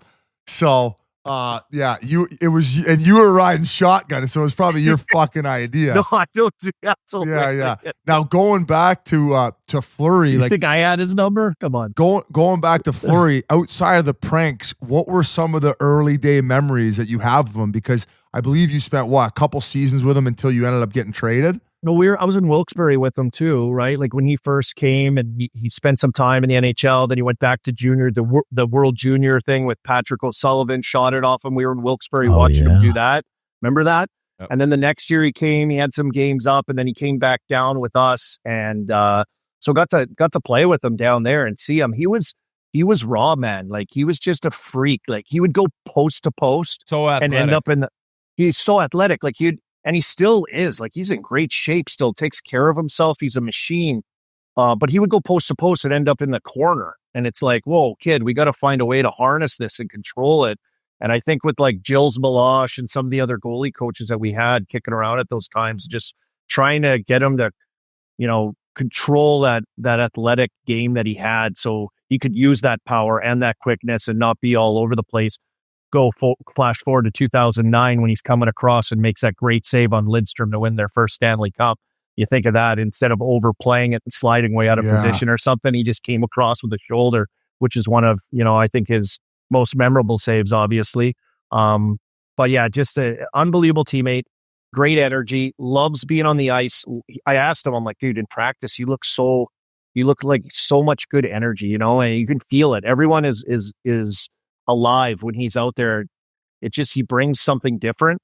And he's like, man, dude, I like practice, like maybe more than like games, It's like I get more shots. It's fun, And he loves goalie. Yeah, I know. And he loves chirping, and he keeps track of. I was talking to Sid about this. Like he said, it's ingrained in him when he came back out there. All like the things that they did for 13 years together, just picked up just like that. Like how many shots, where you shoot, who likes to shoot where, all the head game stuff, the chirping, keeping track of when you score and if it counts and if it doesn't on a rebound and what counts.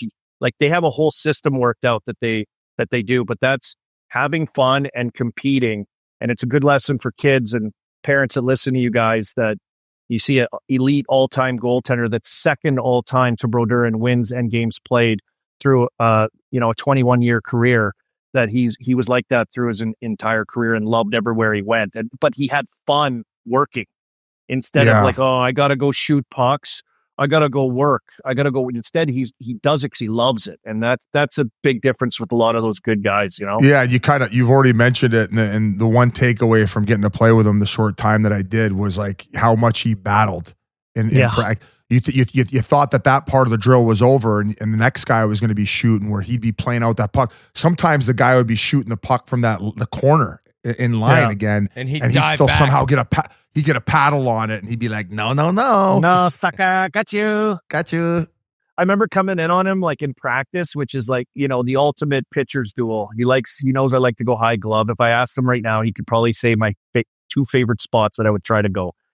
And his brain's a computer. These guys, they remember. Think of how many teams he's played on, like 4 teams, how many seasons, but he remembers like everything. And he'd shake the blocker. Remember when he used to do that? When you come in on him and he'd be like, he'd shake the blocker. You think that poke check's coming, which he loved to do. And he just loved to have fun and try different things. Did any of you guys score on him? I can't remember. I doubt it. I didn't. Okay, so here's a story for you. So we had this like a bunch of, I think like half a school got let out and they got to come watch practice. And Terrian was the coach. And this is the year where I cracked the lineup to start the season. And we did breakaways at the end of practice. And I did the Malik. And I ended up going top cheese on blocker side. And like, obviously when I score on a shootout, especially doing that, buddy, all the fucking kids were going bananas. The guys were going bananas. And that's literally the best thing I ever did playing in the NHL. I think that's more important than the 7 goals I actually scored in games. Yeah. How many goalies would allow or let a teammate's buddy take breakaways on him right before training camp? Like when Jack Greeley, my friend, came, because I had a bet with him that you couldn't score 2 times on 10 breakaways on an NHL goalie. Flower's like, I'll do it. And he did. He scored twice on him. One of them, he was doing the blind man, and I was like, no, Flower, like we have big money on this. But he was just the man. He's a great guy. I also remember when Terrian came in fuming after he gave up 3 against Binghamton in the first period at home, and he just yelled something in French at him, and Elaine Nazardine was like, oh, fuck. I go, what'd he say? He said, he just told me he's the worst first overall pick in league history. Jesus. Terrian never pulling punches. Shriveled them. I got 2 on them, boys. I got 2, which is Really? like unreal. in regular season? The one was awesome because it was when I was in Atlanta. It was not the year I got traded. It was the next year, I believe. It was in Atlanta. It was a pizza, Orp pizza. I read it perfectly coming out of his own end, picked it off right at the top of the circles. So he didn't have much time really to like adjust to it. He tried to come out really quick. And then it's the mind fuck, right? I had the mind fuck on him. I'm like, he knows I'm going to go high glove. So I just came in, gave a little shoulder dip, schlenk. It's like one of the few 5-hole goals I actually scored in my On career. I always purpose. found it hard. On purpose. I just ripped it 5-hole, and he was slow to drop down, and it went right through him. I could see his head. He just snapped his head in there like, oh, because it's not like I beat him. I didn't really beat him. I mind fucked him, and he knew it. And I could tell I got him. And the other one was when I was with the Leafs in Toronto on a bang bang behind the net, just jam play, and it just got through him. So I got 2 on him, which was unreal for me. But I got him. I got him, boys. He's probably one of those guys that's way more pissed when one of his buddies scores on him than anyone else. Oh, Like, just- yeah. Deletes your especially, number, like, blocks yeah. it. Yeah. But he's got Army. Hey, he's got a gold medal with Olympics 2010. He's got a couple silver medals, World Juniors and World Championships. He just played this summer. And I was talking to Sid boys, and when they lost, that I think they came 5th. You know, it was disappointing. They shouldn't have lost. Did they lose to Belarus or some shit? I think it was Like- Denmark, maybe. Denmark. And I think it was in Denmark too. So they had a big home crowd and everything, and they just couldn't score. And Sid was saying, like, man, I never thought when I saw him last, when we played him against Minnesota, I thought that was it 'cause he was doing the farewell tour. And then we got him to come to Team Canada. I never thought that would happen. And then we lost and that he was in the net. I'm like, no way, he's got to go out like this. This wasn't supposed to happen. So Sid's like, I can't believe like this is happening with those guys and his buddies there that he's won cups with, to be able to get another crack at it. That it was such a special night for a one-off preseason game to have And that's that. what's like crazy about you sometimes forget, like, pro sports, it's entertainment. You know, Right. like it is it's truly entertainment. Like, people aren't coming if they're not entertained. The product's bad, they don't come. They want to be entertained. And nobody cares about preseason. It was a genius idea. Great idea. We Yeah, I got to think it put was together a Dubas. list of Good guys. for who could do Doobie. that. He's in my Yeah, I good know. books now. I'll give him a huge plus on that because he was the GM of Team Canada World Championships, got to know Flower coming over there. And then this idea kind of, I think, came from that relationship a little bit, and knowledge, obviously, of him being the president and GM of the team, and trying to honor him back here as he goes out. It was a great idea. It was electric night in Pittsburgh, in Pittsburgh hockey, but really he's at another level. It's like Pittsburgh sport giants. Yeah. So the reaction was huge. The buzz around town was huge. I had like a nervous boys. I had like butterflies for him when he came in to start the third, because I was like, I hope this goes good, you know? It was like crazy, the feeling you had. And then Dan Potash, great interview post game, like just hit him with all the good lines and all the good questions. Flower seemed a little bit choked up with the crowd. It was like a live in arena interview. Oh. So yeah, it was He's awesome, was, that yeah, Potash. he does a good job down there on the ice level with the boys and stuff. He's great at pulling the heartstrings. But this might not be the last of them. Alan Walsh put out the eyeball emoji at someone saying, like, oh, maybe he'll get a contract the way that he looks. So Toronto. maybe we'll get him with the gargoyles. Hey, you don't think teams are calling? Oh, Alan Walsh? Edmonton's probably like begging him. You don't think teams are calling? Like, I'll guarantee you, there's probably at least 6 teams that are Yes. calling Alan Walsh. Sure. At least Wait, minimum. I would called him you- for the Stranglers. Wait, would you pay part of his salary if Edmonton can sign him? NIL guy. Are you guaranteeing like at least a trip to the conference finals? Guaranteed trip to the conference Yeah. finals. How much are you paying of his salary? What percent? 10%? What's the league minimum that he'd get? $750? Probably 859 now. I'll pay $70,000. And the one thing I was going to ask you, Not bad. Get a Pink Whitney sponsorship on maybe on Conference the back finals of his trip. I get to watch Flower in the new Fuck third yeah. jersey Hey, that the everyone back- hates but me. Hey, the back plate, the brutal third jersey. The back plate of his goalie mask, a Pink Whitney. A little shout out to you, a little free advertising. Wow. Little, how's she going? Hey, That would be awesome. So Army, I think your last year was in Europe in 13-14.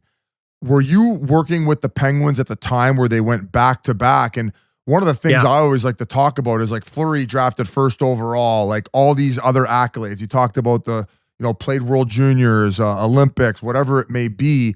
Just the way that he handled himself during those 2 runs and not being in there. And not being in there. And then he had that awesome series against Ottawa when Murray went down. And then I think they decided to go with Murray come game 7 of that series in the Eastern Conference Finals. And just the kind of the way that he like de-escalated the situation where media could have took it and ran, where this essential first ballot Hall of Famer was being snubbed for this young up and coming guy, Matt Murray. Just were you around to see how he handled that? And like, it speaks volumes to the teammate and the guy that he is. Because it must have been eating him inside, and you couldn't tell at all. Yeah, you're the guy. You want to be in there. He's like the franchise guy, right? So, yeah, I think that was tough for him to swallow, but just shows like the teammate and how big he is as a guy to, suck it up. Like you got to suck stuff up. Like we've all had to, right? Like things weren't great, but when I first retired, I spent 1 year in Saskatoon, one winter. Then I moved to Pittsburgh, start of 2015, like September, right for school to start. Got my kids in. They win the cup. So some things started brewing, obviously, with Matt Murray being in the picture. The next year, in that playoff run when they went back to back, Fleury was in like for the first 2 rounds, and he had to knock off Washington in the second round, he made some unreal saves in that second series on Ovi, the greatest goal scorer of our time. And remember, one hit his butt end. He had like just like a few big moments in game 7s on those playoff runs where he was absolutely huge. And then they went to him for the conference finals. They flipped on the second of back-to-backs back to Murray. So think about that. You're the guy, you get him through there. And then it's like, okay, bring in the kid, bring in Murray, who played great. Like he played great, but it's like to suck that up and show up every day and be Marc André Fleury. Because can you imagine? Like I used to get it all the time too when I wasn't feeling great because I'm a yacker, I'm an idiot, I'm in the room, I got it, the boys going. If I wasn't feeling good and I came in and I was quieter, guys are like, what's wrong? Like Flowers' energy is contagious, So, that's a star player, one of one that has to come in and have that energy still where it's not disruptive and, have his energy in practice where it's not disruptive, where he could probably have shown it a little bit more or been upset, but handled himself incredibly. And that was a hard time for him.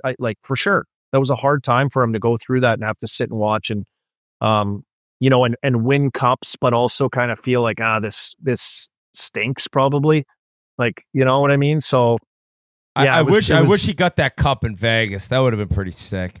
Oh, I know. I'm actually probably more happy Ovi got true. his, but that would have been something else. Like he got his Vezina there, the boys. He never had it. He never had it all the way through until he got that. I just remember feeling bad for him because do you remember after 2008 there were some playoff runs. They got ditched there too in Vegas. He got ditched too. Yeah, Kung but Fu no, I'm Panda. talking in Pittsburgh. Remember he had a couple playoffs where like he couldn't really stop the puck. Remember they had that series against Philly. Philly, yeah, it was nuts. Every game was 7-6. And that might he couldn't get over the hump. The beginning of the end for him in Pittsburgh. But what a guy, what a career. I got one last one, Woody. Were there any other stories that came about because of the broadcast or something maybe Dan Potash asked him about? Maybe some prank stories that people hadn't heard. Was there anything else that maybe about Fleury, like a funny story you could tell that we haven't talked about on this podcast through that exhibition game? Apparently he was with, Tags, like their head equipment guy, who was a stick boy when we were there. Now he's the head equipment guy. His father, ex-Penguin as well. But he was saying he loves Flower, right? Like that's one of his favorite guys. So like Flower was calling him previously, like leading up to this with not much time, but he's like, what's he thinking about? He's like, order me yellow pads and blocker and catcher and fuck with everybody on the team. We're going to, he had like all these prank things that he was like, I'm thinking maybe we do this. And Tags is like, dude, we got like 3 days. Like, this is not feasible. Like, what are you talking about? So there was some other stuff in the works, apparently, that he was trying to line up and rig up for the boys that would have to do, I believe, with like at their houses and stuff and like Christmas lights and a whole thing and doing all this crazy stuff. So he was going to let it all hang out, man. They come back. It's just the foundation of their home. He like legit like lifted their house up and moved it on a truck to like a private island in Pennsylvania. Tie balloons to their Marie's house. Yeah. Sid wakes up, his house is floating in the clouds like a movie. What a movie. Up. Yeah, great movie. What a movie. Great movie. But I'll tell you this. A month and a half ago, I'm at his retirement party in Montreal where I almost died. Thanks, Zach Bogosian. I survived. I never would have thought that like one of this would have happened for me to be in the building and experience Fleury being back in Pittsburgh and wearing the yellow pads and looking as cool and awesome as he did. And it was a special night, boys, for a special player in an organization that just appreciates the hell out of him. He's a star. He's a great guy. So one of the best teammates I ever had. And I left Chiclets Cup early, which at the time I was like, this sucks. You know, I'll have to leave early to go work this game. But it was an incredible experience. Well, Army, thank you for coming on and kind of giving us the breakdown of that. We do have to make the list of the 1%ers who'd be able to do that. One of them would be Stamkos. And I would love if a forward or a defenseman did it and in retirement, like in April, whenever they announced their last season, like just going on a complete bender and gaining like 35 pounds and then showing up and playing in the game as like an enormous fat guy that looked like a fan's playing. That would be classic. If a skater, a forward or a defense was out there just looking hefty. But what's the rules? Sorry, hey, one more thing. What's the rules on going into the Hall of Fame? What do you have to do 3 years for after retirement? So next stop for Flower, the Hall of Fame. Yep. He'll be first ballot in 2029, right around then. Yeah. Army, how's Cruz's shoulder? I know your son busted up his shoulder. It's all good? Yeah, he's getting better. He's on the mend. He's getting his shoulder rubbed out, you know. He's getting it the rhomboid. It's the rhomboid, I think. Oh, yeah. I think I told you that when I saw you. Yeah. Are you in one of your guest rooms or are you on the road? So where I am, I flew now. I'm in Kelowna, BC. I came out here and did a little commercial shoot with Carey Price. It was great to see him and hang out with him today. And then I'm trying to wrangle the boys up for a little dinner here. Shea Weber, Wade Redden, Josh Georges, a bunch of guys all live here. I should hit up Toots too, Jordan Tutu. And, but they're all like, hey, I got baseball for my kid until whenever. I got this until this, like, just like all of us. So crazy. But there's another guy, like fucking Shea Weber should play a preseason game with the Preds. Like Carey Price for Montreal. Could you imagine if Carey Price went in an exhibition game in Montreal, the roof might come off. Just seeing him in there. Is Army, is Flower sticking around the Pittsburgh area? Is he going to be doing anything with the team? No, I think he's back in Minnesota. He'll be back in Minnesota, boys. Yeah, their group's awesome. But he'll be back there, I think, doing some stuff with them possibly here in the future and working around the Wild organization. But that's where his family, I think, now is going to settle. Yeah, because I heard Vegas too. What's Price up to? Did he get into what he's been up to lately? Is he golfing, hunting? He's hunting and fishing and hanging out with his family and goes down to Tri-Cities and stuff where his wife's family is from, I guess, and fishes down there a ton. Huge outdoorsman, but really soft-spoken, great guy. And I haven't seen him. When did I see him last? God, he was a guest drop-in at the Quebec Pee Wee tournament when I was there with Cruz. And I quickly ran into him as he was about to do like a big autograph signing thing. So I didn't have much time to see him, but that was the last time I saw him other than him doing the draft in Nashville. I didn't see him when we were there because I was too busy at Barstool Nashville getting absolutely welded. Army, you look thinner. You lost some weight.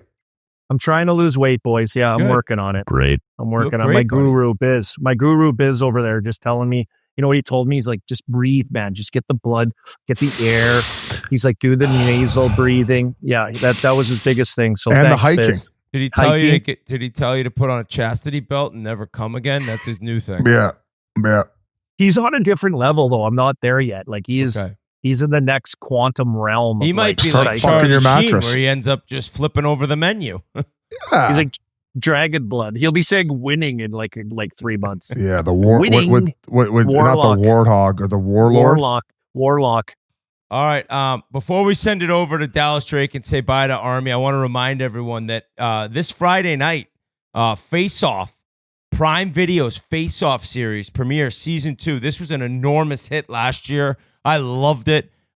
It's got an episode with Sid. I believe Kopitar's a part of that episode. That's episode 4. That's episode 4. And I was going to actually ask you about that. There's a part in it where, little fun fact, Sid, after they lost to Detroit, he started framing the picture of the captain hoisting the Stanley Cup, and he puts it in his gym to give him, to kind of motivate him for that next season. So obviously the following year he won it.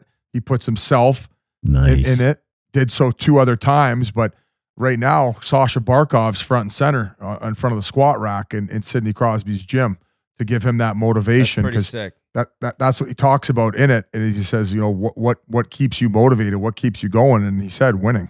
That's it. Winning. Then he's I a don't know freak. if we're going to see him in a Pittsburgh jersey very, very much longer. Florida maybe with Barkey out. Yeah. All right, Arm Dog. Have a great one, buddy. All right, boys. Thanks for having me. Thanks, Appreciate Army. it. Great seeing you Thanks, guys this Army. past weekend. All right, see ya. With that, we're going to throw it over. We interviewed Dallas Drake. Great guy. Played with the Blues, played with the Jets, played with the Coyotes, played with the Red Wings, where he got a Stanley Cup in his last season playing against me. We were matched up a lot, too. I was out there against the fourth line. Me and Dallas Drake going to battle. They got it done in 6 games. Witt loses again. So right now, we're going to throw it over to Dallas Drake. Guys, we got to talk about Shell. If you're driving around in a car, you need to fill it up, you need Shell. You need Shell in your life. Get more with Shell V-Power Nitro Plus Premium Gasoline. More performance, more power, more protection. It protects against carbon deposits, friction, and wear for better fuel efficiency in addition to engine performance. You need your engine ripping. You need your engine going. And that's what Shell does. It's their best fuel ever, a fuel like no other. Get more performance with every drive and learn more right now at shell.us/more-performance. Yes, that's shell.us/more-performance. Get more performance with every drive. Download the Shell app to locate your nearest station today. Shell V-Power Nitro Plus gasoline compared to lower octane fuels. Actual effects and benefits may vary according to vehicle type, driving conditions, and driving style. Right now, go download the Shell app and locate your nearest station today. Guys, it's Witt. I want to talk about body armor. We talked a lot about the Chiclets Cup. Thank God for body armor at the Chiclets Cup.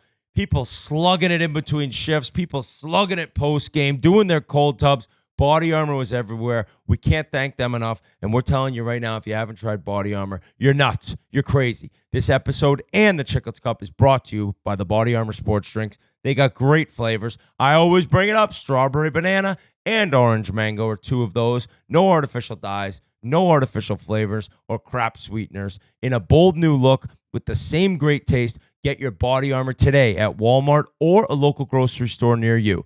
Body Armor. Choose better. We're very pleased to be joined by a special guest right now.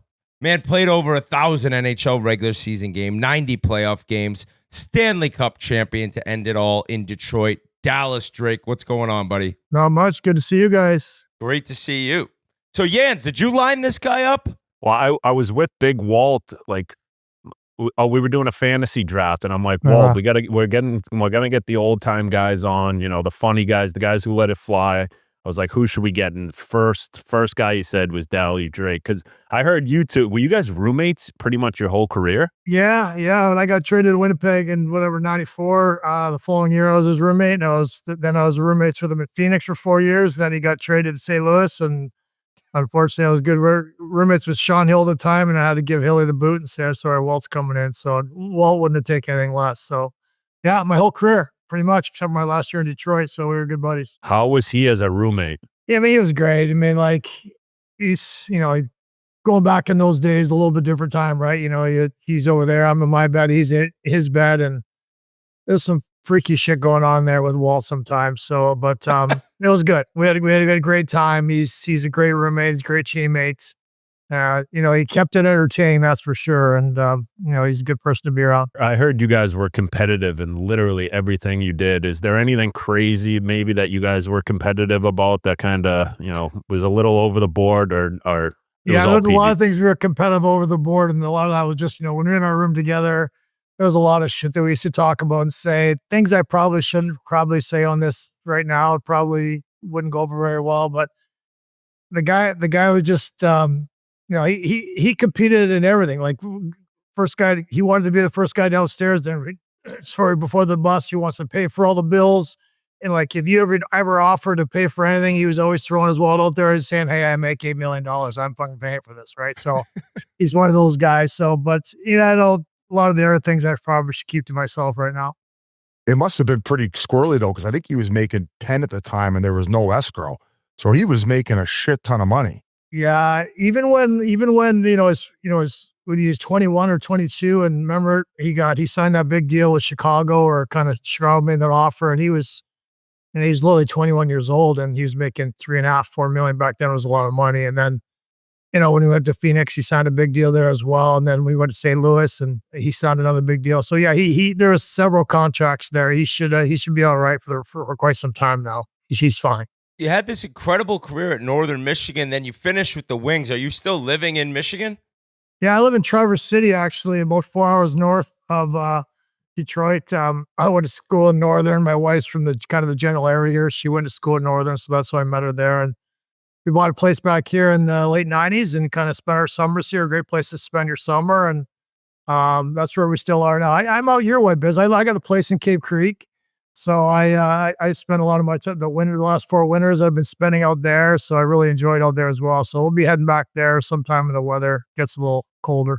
You got any horses? Are you a farmer like Donor? Yeah, I'm not a farmer like Donor. I did grow up on a dairy farm, but I'm not a farmer like him. He's more of the horse guy. But I just live out in Cave Creek way. I'd love to have something like that, but I don't make the money you make, Biz, so I can't afford that. Okay, here we go. What made you go to Northern Michigan? Because I played in a nationals tournament there. Truthfully, one of the worst towns of all time. And I would imagine, looking at your numbers, you were a stud at Northern Michigan. Like, you must have been getting recruited from other teams too, right? Quite honestly, I wasn't. I kind of, my junior career, I kind of got off to a slow start. I got hurt, and then I kind of took off a little bit the last end of the season. And I had a couple of good friends that played in Denver. That's really where I wanted to go, was a little closer to home. But if they didn't recruit me, Northern recruited me. I remember going there my recruiting trip in Christmas time, and they offered me, and I took it on the spot. At that time, I had no offers, and then kind of after that, I kind of really tore it up a little bit and did well. So they had a few teams trying to get me to decommit, if you want to say it, back then. But I love Northern Michigan. Like, I loved it there. So I'm a small town. I grew up in a tiny little town of 3,500 people. So Marquette was perfect for me. We are the only Division I school team there. I had 2 or 3 players that were from my general area that I knew and that were there. That helped a lot in my decision. And then quite honestly, my roommate in junior was going there as well. So that really helped as well. So we had a good time there. I tell you what, we had good teams. We played well. We played in a great division, and we could have won 2 national championships there if we would have won that my senior year. So we were pretty solid. It was fun. It says you were born here in Trail, BC. Is that where you ended up growing up as well?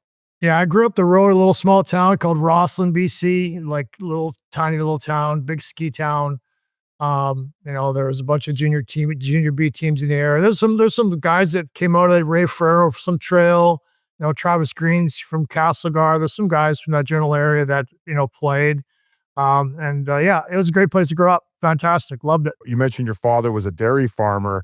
Did that instill a work ethic in you at a very young age? Like, did you have to work on the farm? Like, no questions asked? Yeah. Every morning, 6:00, milk the cows at night when you get home from school. In the summertime, you're baling hay and bringing in firewood. And so you're pretty busy. My dad, I could pretty much run the farm by myself when I was probably 14 or 15. I could do everything by myself. And When my dad was, say, baling hay, for example, I'd have to milk the cows in the mornings, milk the cows at night. So we didn't have a huge farm. We milked like 50 cows. So it wasn't enormous, but back then it was fun. I mean, it was great. We grew up on snowmobiles and dirt bikes and playing hockey. That's what we did. So it was great. It was fun. There like a lot of are you making like little outdoor rinks on the ponds and stuff like that on the farm, or are you just always inside skating at that point? You know, my high school was literally, I could throw a rock from my high school and hit the rink. And my uncle was Zamboni driver at the rink. So when I was in high school, every lunch hour, I'd walk over to the rink and play hockey. He'd leave the key in a little box for me. I'd go over there, click it open, and me and my buddy would go skate for an hour, go back, stink for the rest of the day, and be in the friggin', in school. But that's what it was like in small towns growing up. We didn't have a lot of outdoor rinks. There was a few here and there, but when my uncle worked at the rink, I had kind of free access there, so I kind of got away with what I wanted to. How did, you were a hard-nosed player, no thought of the WHL? I was tiny. I didn't, my first year, I played junior B when I was 15 years old, because there was no midget kind of programmer in the general area. And I played junior B, and my first year at junior B, I was 5'5", 125.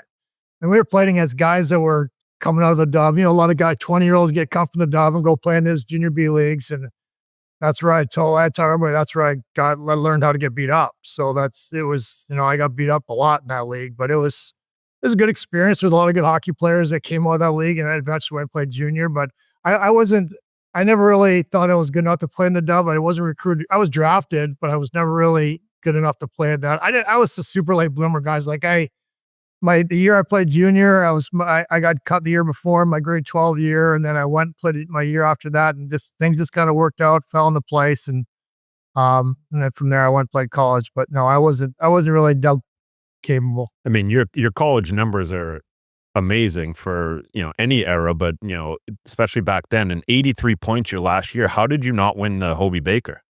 Did David Emma win it, or was that Perlini? I think it was David Sacco who won it that last year. One of the Sacco brothers. Yeah. The year before that, when we won the national championship, we had a kid on our team named Scott Beatty, a little guy that should have won the Hobie that year. He had 49 goals. He was no brainer. I don't know how he didn't win, but he didn't win. And then he was off our team that next year. He was the kind of the candidate that our team promoted all year long, rightfully so. And he had a great year as well. I had a little bit better year than him that year, and I kind of wasn't. I think that putting two guys from the same team into that Hobie Baker candidate finals kind of doesn't happen very much, and which is fine. But I would have liked to seen him win it more than myself, because I just turned out I had a little bit of better year than he did that year. But we had a good team. We had kids. I mean, now you look at the points that college teams get. They're getting the high guys are getting 50 or 60. Back then, guys were getting 85, 90. Crazy. Look at Korea and Jimmy Montgomery, guys like that back in those areas, they were putting up enormous points. So there's some good players. I'd like to ask a few more about your childhood. Was your father, did he want you to play hockey? Did he care? And how were you advancing? Who were you learning off of in the area in order to advance your skills? Yeah, I was really lucky, because who taught me as a real young kid, he lived in my area and was a coach of mine when I was real young, was Tom Rennie. And Tom Rennie was, did some Hockey Canada stuff, worked with the Redwings. Coached me in Edmonton. Yeah, so Tom was, when I was super young, 10 or 11 years old, he was kind of in the general area, and he helped coach us a little bit. And then Tom coached junior B throughout. When I was playing junior D, Tom was coaching another team there, and he actually picked me to play on Team BC. We went and played in the Canada Winter Games, which was a good experience for me as well. But he's, I had a really good experience with him. And then when I went play junior, I had some really good coaches as well. But growing up, my dad farmer. No, my dad couldn't skate, nothing. My dad couldn't do shit. The way he helped during practice is he'd stand on the bench, and if the coaches tell him to run and get something, he'd go get something, because he couldn't skate. So I knew nothing about hockey. I had cousins that played, but I didn't have anybody force me to play. It was just one of those things that fell into place for me. I loved it, and it just kind of worked out. And just to follow up with, I was just going to ask about you growing up. You said you were undersized. We had TJ Oshie on recently too, and he said he was really small and had a growth spurt at a certain point. What advice would you give to younger players out there who maybe haven't hit that growth spurt yet on how to handle the evolution of their career if they really want to make it? Yeah, I try to tell kids this all the time. I think for me, when I was like, even my first year in the NHL, I was 6'1", like 161, right? I wasn't very big my first year. I was skinny. I hadn't worked. I didn't know what a gym looked like. So, for me, I developed late in college, but like for smaller players, I really focused on being a little bit of a two-way player. I know that sounds silly, but I always consider myself an offensive player when I was in junior and stuff like that. But when I got to college, I really took an emphasis on the other side of the puck. And that's the reason I played. I tell people this. So the only reason I've made it the NHL is because I was willing to do a little bit of things defensively. That's it. My offensive capabilities was not good enough to play in the NHL. My first training camp in Detroit, when I walked in there thinking I was all hot shit, their centermen were Stevie, Sergey, and Jimmy Carson, and I was a centerman. And I was like, well, I'm not playing here. I just better get ready for my bus ticket down to Adirondack. But they turned me on the wing, and I just ran around a little bit, played defense as hard as I could. And by doing that and showing I'd play defense, every now and then you get an opportunity to play with somebody that was good. And I got an opportunity to play Sergey a little bit in my first and second year. And then obviously you play with somebody that makes it a little bit easier. So that's my biggest advice to kids is don't be a one-dimensional kid. There's only so many guys in the world that can be one-dimensional, and we all know who they are. And the kids that figure it out earlier at a younger age of what they want to do and how they can do that, I think that's how you get where you want to go. Yeah, like who's willing to just be like, all right, I'm going to be a checker. Like I think it's way easier said than done. But when you say your dad never played and he'd stand on the bench, couldn't skate, so after games, never once was he like, hey, you got to try this, you got to do this. It was just like, hey, God, did you have fun? Milk the fucking He's cows. like, let's go He's home. like I got to this. milk the cows. Exactly. Right. That's what I got to do. I got to go home and do that. Right. And exactly. So you got to feed the cows or feed the pigs or feed the horses or whatever. Yeah. That's what my dad knew nothing about it other than, hey, how to go today? You have fun? Good. So, in a lot of ways, that was probably good for me. You try to learn from that as a dad. It hasn't worked for me. I'm terrible, but that's the way my parents were. Biz, was that like that for you? Did your dad ever say anything? No, my dad was no. My dad played in like the League Champlain. Like I remember when we had like when you're like 13, 14, you have like the team against all the dads. Well, my dad got the start, and right off the opening faceoff, he took a stride and he tore his whole groin. Like it was black and blue for weeks. So he never even got to play in that game. But no, he was just supportive, and as you know, like he was driving all around Ontario, making sure I was there early in the morning for the practices. We'd be going to Grey Bruce, which is 4 hours away for one game, right? So it was nice having a father who didn't really know much and was just really supportive. I was going to ask you got a pretty raspy voice. Like did you hack darts your whole career? Like, or is that just a natural no hacking darts. No, I don't know why. You get old, as you'll see pretty quick, buddy, because coming your way, don't worry. You won't be able to speak. All my kids are out of the house. Sound like a hockey player. I think he sounds like a hockey player. But My voice will come old back. school. My kids are gone now. I don't have to yell at the little midget anymore, so I should be better. I should heal up. Oh, that's Your daughter won a national title, didn't she? She did. Yeah, she won a national. She won 2 actually. She played in Wisconsin and won 2 there. So she was a good little player. She won a gold medal in the women's there in the Czech. We went over and watched that, and she won a couple championships in Wisconsin, and she just had a baby. I'm a grandpa now, Biz. See, that's what happens when you become a grandpa. You get a voice like this. And, so I'm a grandpa. Congratulations. That's a veteran voice box right there. I wanted to bring up the game. I mean, there's a 9-year-old Ryan Whitney, diehard BU fan, and 8-7 in overtime. These guys beat BU for the national title, and BU had Kachuk, Amante, McGeckern, LaChance. Like it was that game. Loaded. Yeah. What a game, though. That game was crazy. Like, if you ever get a chance to watch that game back on YouTube, it's quite honestly, in my opinion, it's the best final game ever. It's 8-7. It was crazy. They were up 3-0 after the first. We were up 7-4 with like 5 minutes to go. And they scored 3, one to tie it up with like 20 seconds left. I was on the ice for that one. And then we had overtime. You see the overtime if you watch it. McEachern had our goalie was in the corner, and the puck came to McEachern, and he came like literally 4x6 right in front of him, and it was spinning, and he just tapped it, and it hit the post, went across the goal line, hit the other post, and then our goalie came diving back in and put his glove on it, and we ended up winning in triple overtime. So it was quite a different game. Was that at the rink in Minnesota that had the clear boards? Clear boards, yeah. They were terrible. They were dead. You could shoot the puck as hard as you wanted that thing, and it would just get right on the ground. You couldn't do shit on that rink. Well, fuck, you played for the Wings at Joe Louis. It was like they had those plays. It would bounce. Yeah, the back of the board. Lidstrom would put it right off the board, slap shot right to Holmstrom. That was crazy. I remember. I mean, that was your rookie year too, figuring that building out. But I guess when you left Northern Michigan, Keith mentioned the numbers are insane, and then you had sick rookie year. Did you even expect to make that team? You mentioned the centers, and like you kind of had to be a little surprised. Yeah, I was very surprised. I did not expect to make the team. I thought I'd be definitely playing Adirondack that year. I had a pretty good training camp. Got my ass beat up once. I stuck my nose in there, did some things, and then Brian Murray gave me a chance. That's sometimes I say kids all the time. So all you can ask for is an opportunity. Hey, what's what you do with it? And he gave me a chance. And I quite honestly, I thought I'd be there for a couple of weeks and I'd go back down, but I got off to a good start.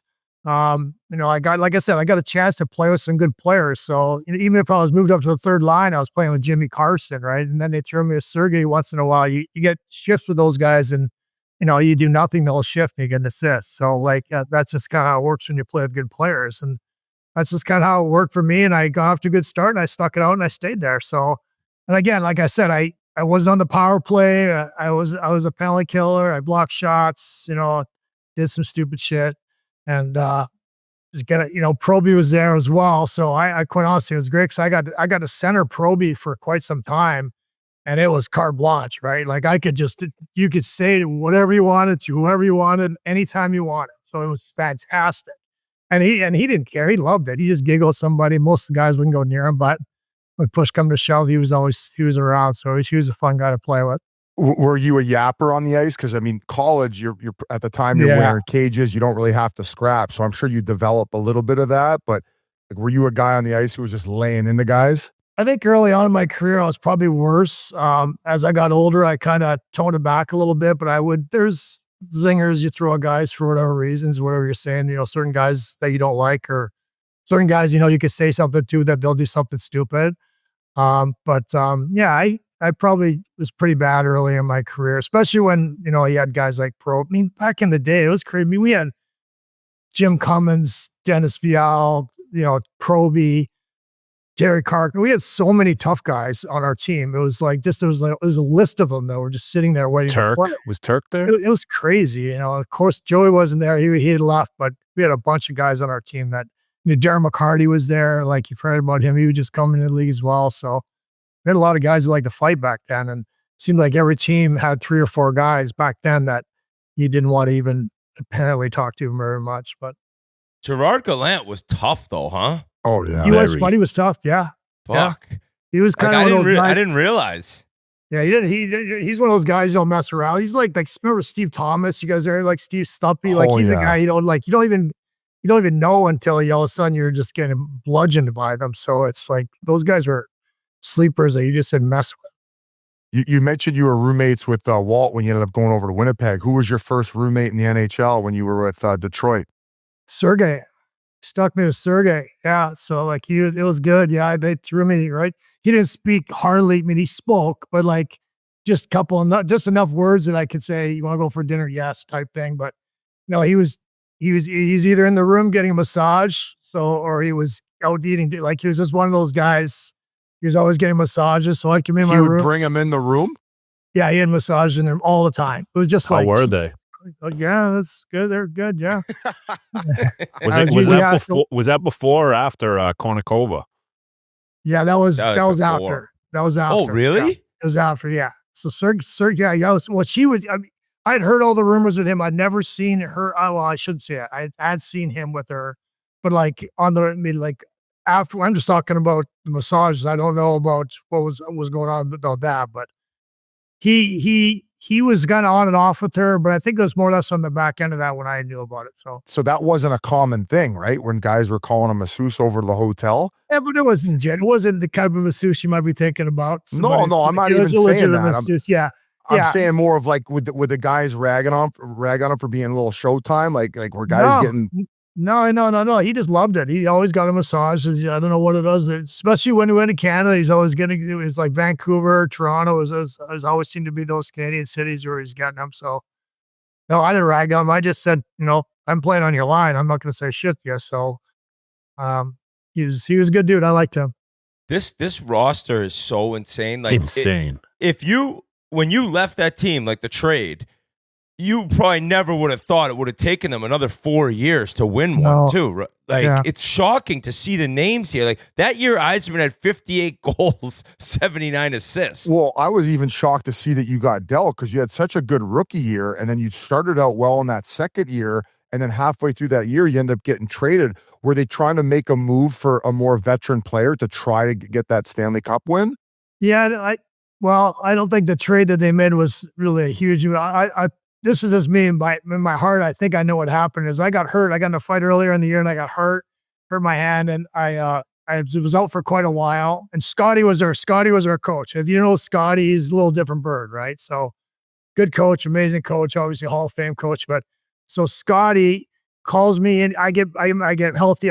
Come back in and I run around. I'm playing and doing what I normally do, being a pain in the ass. Scotty calls me into his office and he goes, "Hey," he goes, "we got to talk." I'm like, "All right, he goes, "Hey, we want you to stop hitting people." I'm like, "Well, what do you want me to do then?" Like I said, that's kind of what I do. I mean, he's like, "No, we think you're getting the other team more aggravated than, helping." I'm like, "All right."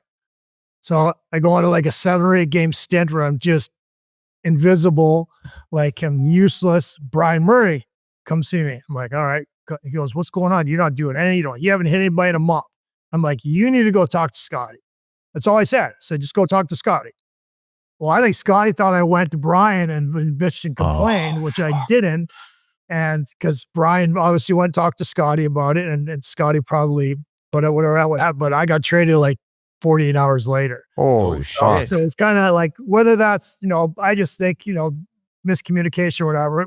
At the point in my career, it was actually the best thing that could have happened to me, even though I was leaving a team that ended up winning a bunch of Stanley Cups, even though it was a few years later. But, I went to Winnipeg. It was a young team, and we had a good bunch of talent, good guys. We were all relatively around the same age, so it was a blessing for me. Yeah. Would Scotty Bowman give it to Yzerman or Fedorov? Like, was he kind of anyone was free game, or would he more pick and choose like some coaches do? Yeah, he picked and choose a little bit. I mean, he didn't say much to Sergey. I think Sergey, he might have won the Hart that year in 94, 95, right? So he had an amazing year, and Stevie was at a different level than everybody else, so he didn't say much to Stevie. Yeah, he knew to pick and choose, like a lot of coaches do. They know who they can pick on a little bit more than others, and rightfully so. But he was he was an incredible bench coach. I will say that. Like he was a little strange off the ice. He did some weird things, but one of the things he had like 3 different whistles in practice, and they all sounded different. It sounded like sheep are coming down from the mountains sometime. Like he's blowing this whistle. You're like, what the hell? And then the whistle was like, this whistle meant you had to dump it in. This whistle meant you had to friggin' not. I'm like, holy shit. It was just chaos.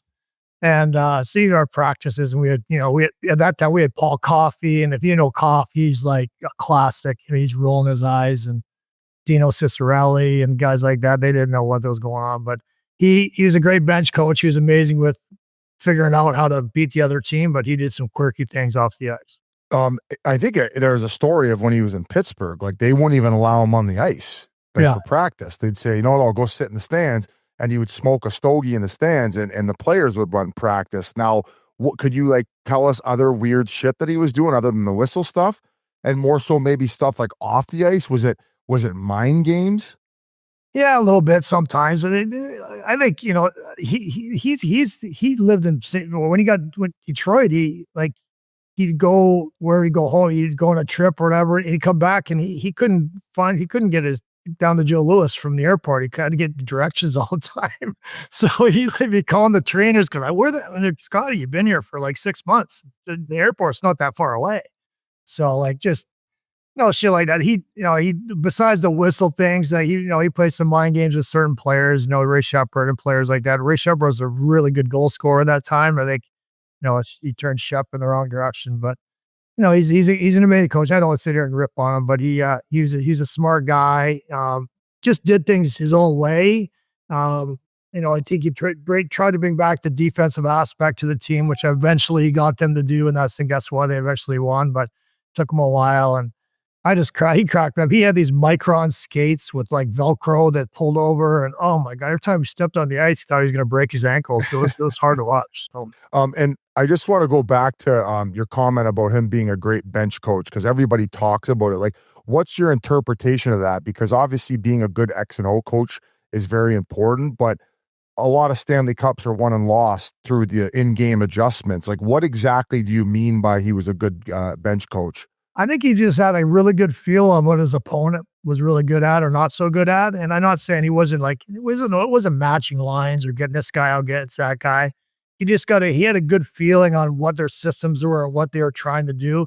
And he would in mid game, he'd like all of a sudden put Stevie on right wing with Sergei and Kozlov. Like he did weird shit like that against, he'd put him out there against the best line whoever they're playing against. So he was really good with his own team with like just mixing guys around and just you obviously saw the Russian 5 stuff where he had 5 guys out there. Like he was the first to try that.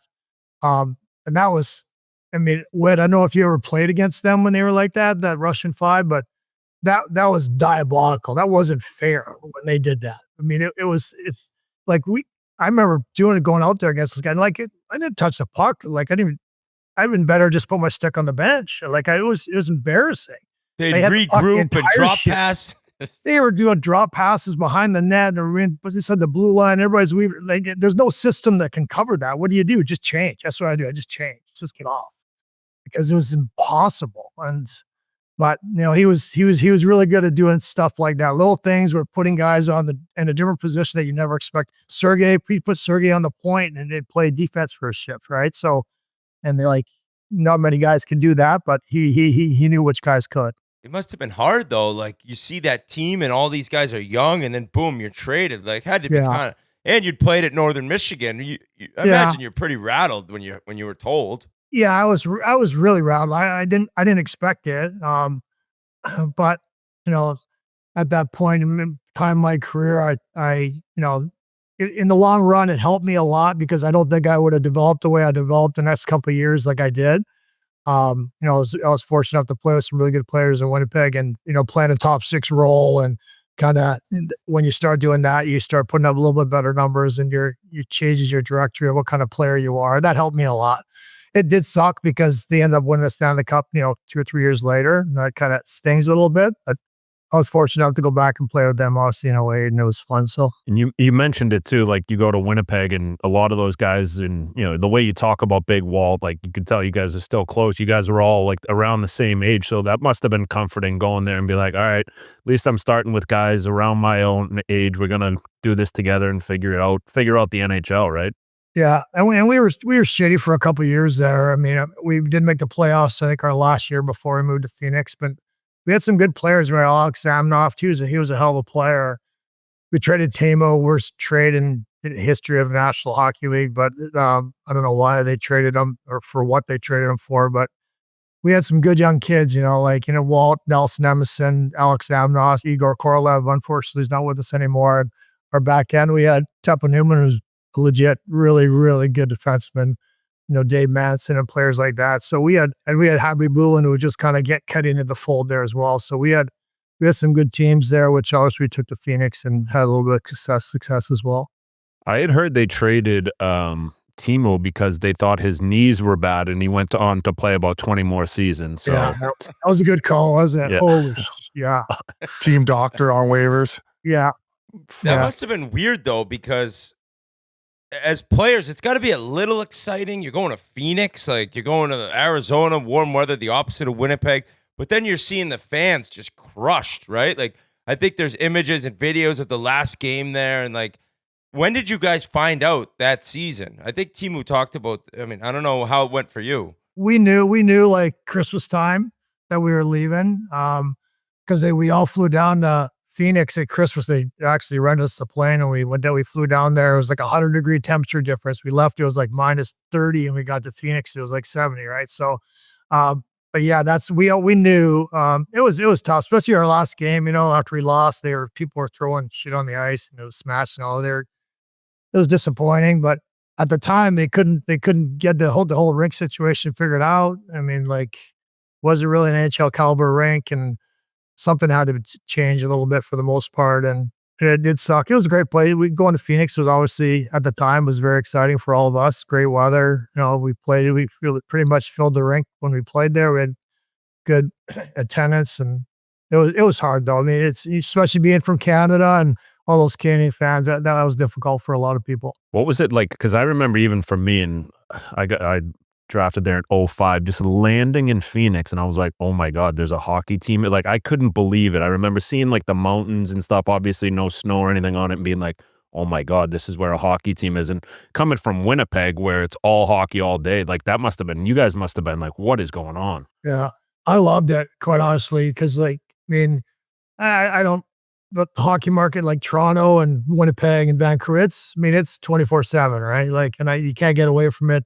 regardless of where you are. So I enjoyed the part you can just get away with it. Nobody knew who you were very much. And it was funny. They were trying to promote the team and promote us, and they had us wearing rollerblades around these events trying to meet fans. It was comical. Get the fuck out of here. They make you guys throw on rollerblades? Oh, yeah. I remember rolling them out. Me, Chris King, banging out this press conference. Because I'd never had rollerblades on in my life. I'm out there, I'm trying to get down. I'm like, what are we doing? But yeah, we rolled us out some rollerblades and introducing the team with their jerseys on. It was pretty funny. Where were you playing then? You said the crowd was good. Downtown. Yeah, we played at America West. So, but the whole half, the end of the rink there was kind of blocked off. But we packed the place. They had bands in there playing in between periods, and rock bands in there. Alice Cooper's was right across the street there, his place, and we had good teams there. We went to playoffs every year. We lost in the first round twice, and we had home ice advantage. We had some really solid teams there. We should have got out of the first round, but we filled the building pretty much every night. It just wasn't a hockey rink. So you guys must take pride in that. Where you see Utah going through it. You see Vegas, Seattle. If it wasn't for you guys, we would never see a guy like Austin Matthews and all these kids that have made it in the league. There's got to be some pride with you guys that you were the first group there and, got hockey to where it is. And, it's going to continue to grow as well. I hope so. I think the NHL losing that team is going to hurt a little bit, but I think the foundation has been built for the most part. Getting nearly got a lot of good young group organizations, the Coyotes and all that. Obviously, the Sundevils having a Division I team there helps immensely. Having Knies come out of there, and they're doing a really good job there so far. They got some really good elite players coming in. That little Potter kid got drafted in the first round last year, so I think they'll continue to get better. Hopefully it doesn't hurt them too much, at least their minor hockey association. But there's been some good kids. I've been coaching out there the last 4 years, and there's been a couple of really good kids that I coached. Sean Barnhill got drafted this year to the Rangers. And so there's some players some young kids that are good players out there. We don't need to talk about this if it makes you uncomfortable, but I told a story recently on the Pardon My Take podcast about how teams who shower together win together. And I believe we were talking about Jim McKenzie and how he's basically got a donkey dick. Yeah, and he does. Actually, 6 months after we talked about it on this podcast, Whit, I believe you met his daughter and she came up and she asked you politely to stop talking. Yeah, she just said, can you please stop talking about my dad's penis? Most awkward fan interaction I've ever had in my life. I was crying, laughing. She's like, yeah, the show's very, very funny, but I can't listen to this. It's my dad. When we traded for Jimmy Mack in Winnipeg, I know Walt told you a story. Yes, he Walt was more excited for that moment than he was anything I've ever seen in my life. He just wanted to see it. He couldn't wait. I'm like, well, he goes, when's practice? He couldn't get off the ice fast enough. So let's go. Happened. Practice is over. He had to stay on the ice a little bit longer for practice. I don't know if he was working on the power play, and Jimmy Mack was off. You should have been opposite. Jimmy Mack should have probably been out there working on some shit. And Jimmy Mack was in the shower, and I remember Walt just came off. He didn't even slow down. He just dropped his glove stick and walked right into the shower with the skates on. Look. Just gave him a little pod and walked out. That was it. Donor said the first time he was walking by the shower and he like caught it out of his like the corner of his eye and it like stopped him dead in his tracks and he like couldn't believe it. So yeah, it's Biz, I don't even think that was on Pardon My Take. It was macro dosing, I believe. Yeah. Oh, that's right. It was on that because Arian Foster, who was a Yeah. football player, was like, "Yeah, black culture's not really like that." in the It was NFL like- locker rooms, right? They don't really, talk about that and give their teammates standing ovations for have huge wrenches. Now, that clip was going viral, so I ended up getting a few texts from somebody who was involved with the team, and I'm going to read this text. The best story was the players' Christmas party. All the wives were hammered, and they heard the stories about Jimmy Mac's unit from their husbands, so they begged them to whip it out at the party to show them. Mac's wife finally gave the okay, and the wives they were all about it. And like, my wife was there, or my wife, she was there. And we talk every now and then. It comes up the conversation, and there was a couple of wives who were like, "Oh, let's go, let's see this." And they weren't married yet. I'm like, dude, you should just back off here a little bit. Stewie Malgunas, you guys remember Stewie Malgunas? He was up and down in the minors, and his wife was she at the time, or wife to be she was dying to see him. Like, dude, you might want to like, whoa. So yeah, make sure you get that prenup. yeah, that's right. Give her a ring first before he shows it. Worry more about that negotiation than her next Freaking contract. bull my and By friend. the way, Jimmy Mac's daughter, poor girl, if she hears this, she's gonna be like, "My mom said it was okay too, that he could show her."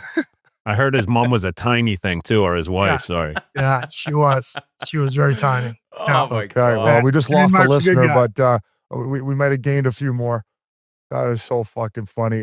What was it like playing with a young Shane Doan, like just an all-time guy, obviously a stud coming out of junior, and he was a first-round draft pick to Winnipeg around that time. So, what was it like playing with him? It was great. He's, Donor played as an 18-year-old in Winnipeg. Coming from Canada, there was a lot of expectations for him, and he didn't really have a great rookie year, but I think it was his next year and the year after that, he really started, becoming the player he was. He's always a horse, right? You can just see he walks in as a farm kid. He's, 4x4, thick, big, big cankles, big everything. So he's one of those kids that you knew was going to be strong enough to play. It was just about figuring it out. And once he did, he's a hell of a player and a great leader. He's obviously the face of that franchise for an awfully long time and just a super human being, as everybody knows. It's the first thing they always say about him, right? Just the best human being possible. And there's not a lot of people you can say that about. It's probably Nicholas Lidstrom and Shane Doan might be the two guys at the top of that list. So that's good company for himself. Yeah, it's like especially for what we were going through as an organization, like during that 5-year period I was there with like the NHL owning the team and like not knowing like the future of what was going on with us. There was rumors of us having new owners, maybe potentially moving. Like he just really he was the glue guy that kept it all together and kept us really united as well as like Dave Tippett and the coaching staff, and Don Maloney did an incredible job. But just going back to what you said, just like to like the fact that I got to play with him and what I was able to take from him as just even as a person, like it was invaluable. And like, I almost look at him like a second father. Yeah. Yeah. And the thing with Donor too, like what people don't know about is like, he was tough as nails, right? Like you didn't mess with him at all. Like guys knew that. Like even tough guys around the league, they knew like if you were going to fight Donor, you had your hands full. So you're that strong and that big, and he could take care of himself. And when he got mad, you didn't want to be on the wrong side of that. So that's what I liked about his game the most, is that he was pretty much a complete player. Where he was a lot like Walt, right? Like a big guy who plays physical, goes to the net, shoots the puck really well, and they can thump you when he wants to. So like there was a lot of guys like that who played in that generation that were complete like that. And you think there's a handful of guys, Brendan Shanahan, Kachuk, Donor's in there. There's probably a few other I'm missing, but guys like that are few and far between. When you ended up in St. Louis, did you sign there? Yeah. So I was 31 was the free agent back then. That's when I became unrestricted. The only time in my career I was ever unrestricted. So, I obviously, Phoenix tried to sign me, and I had quite a few offers from a few other teams. And I was very interested in, at that time, winning a Stanley Cup. And there was a few teams that I kind of boiled it down to. And St. Louis at the time was pretty loaded. And I thought, they had a really good chance to get there. So I ended up choosing them. I mean, that's a crazy like place for me because you go there and downtown St. Louis isn't much, but then you see the surrounding suburbs and then all the guys that stay there. We've talked about this a lot. And then all the kids that have come up from the NHL alumni who stayed there. Like, did you understand why so many guys just chose to live there when they did retire after your years there? Because you had some great teams. I quite honestly, me and my family, we thought hard about staying there as well. Me and my wife had family back here in Michigan and made the decision a little bit harder for her, but we would have stayed there. We loved it there. There's a ton of guys there. They got a great alumni, a great setup there for the alumni. And yeah, it's a great city outside of downtown. Like you said, it's a little sketchy down there, but you get out in the outskirts there and it's really nice. There's a lot going on. You can do whatever you want. A lot, really good golf. You know, I'm a big fisherman, so I love to fish. So this place is for anything you want to do there. I would imagine Walt had a lot to do with you also going to St. Louis, because was he not there at that time as well? No, Walt got traded there at like in January of the year after I left. So I signed there and Walt was still in Phoenix. And so like that's how it worked out there. I remember talking to the general manager, Larry Plow, pulled me in and talked to me about Walt, you know, just wanted to get confirmation on what, not like he didn't know. And I've been talking to Walt because rumors was he was getting traded there regardless. It wasn't January. It was right before the deadline where he came in with us. And so, you know, so I had been talking to him on the phone quite a bit as well, hearing those rumors that he was coming our way. And so, yeah, it was a pretty exciting time for myself. My wife's good friend was Chantal. So it was fun for him to come where we were. Is it mind blowing to you that he's not in the Hall of Fame yet? Because it is to me. That's a no brainer to me. And people ask me that all the time. And it's a no brainer. Like, why he's not on he better be on the ballot this year. I'm not sure if he will be, you never know, but I don't know what the ballot even out yet. But, you know, JR went in last year, which I was super excited for that. Like that kind of set a little bit of a precedent. If JR is going in, I don't see any reason why Walt won't go in. He, in my opinion, he was in his, you know, peak of his career, he was one of the top 5 guys in the league. He was. Scored 50, you know, 2 or 3 times. You know, he was an elite player. You know, he didn't want to sound the cup, but he was, you know, he's a big body. Like he was just one of those guys that when you played against him, you knew who to stop. You had to stop, and it was him. And he was, you know, besides Brendan Shanahan and himself and a couple other guys, there was nobody else that really did what they did from top to bottom. So yeah, he's a no-brainer, Hall of Famer in my books.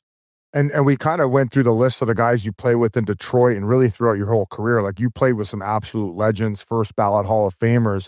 Al MacInnis is a guy that we don't probably talk enough on this podcast. I hope we get to interview him. A guy who played like just under or just over 1,400 games, almost a point a game defenseman. He had that big blast. Like, what was he like as a teammate, and maybe some of the more underrated aspects of his game that aren't mentioned enough?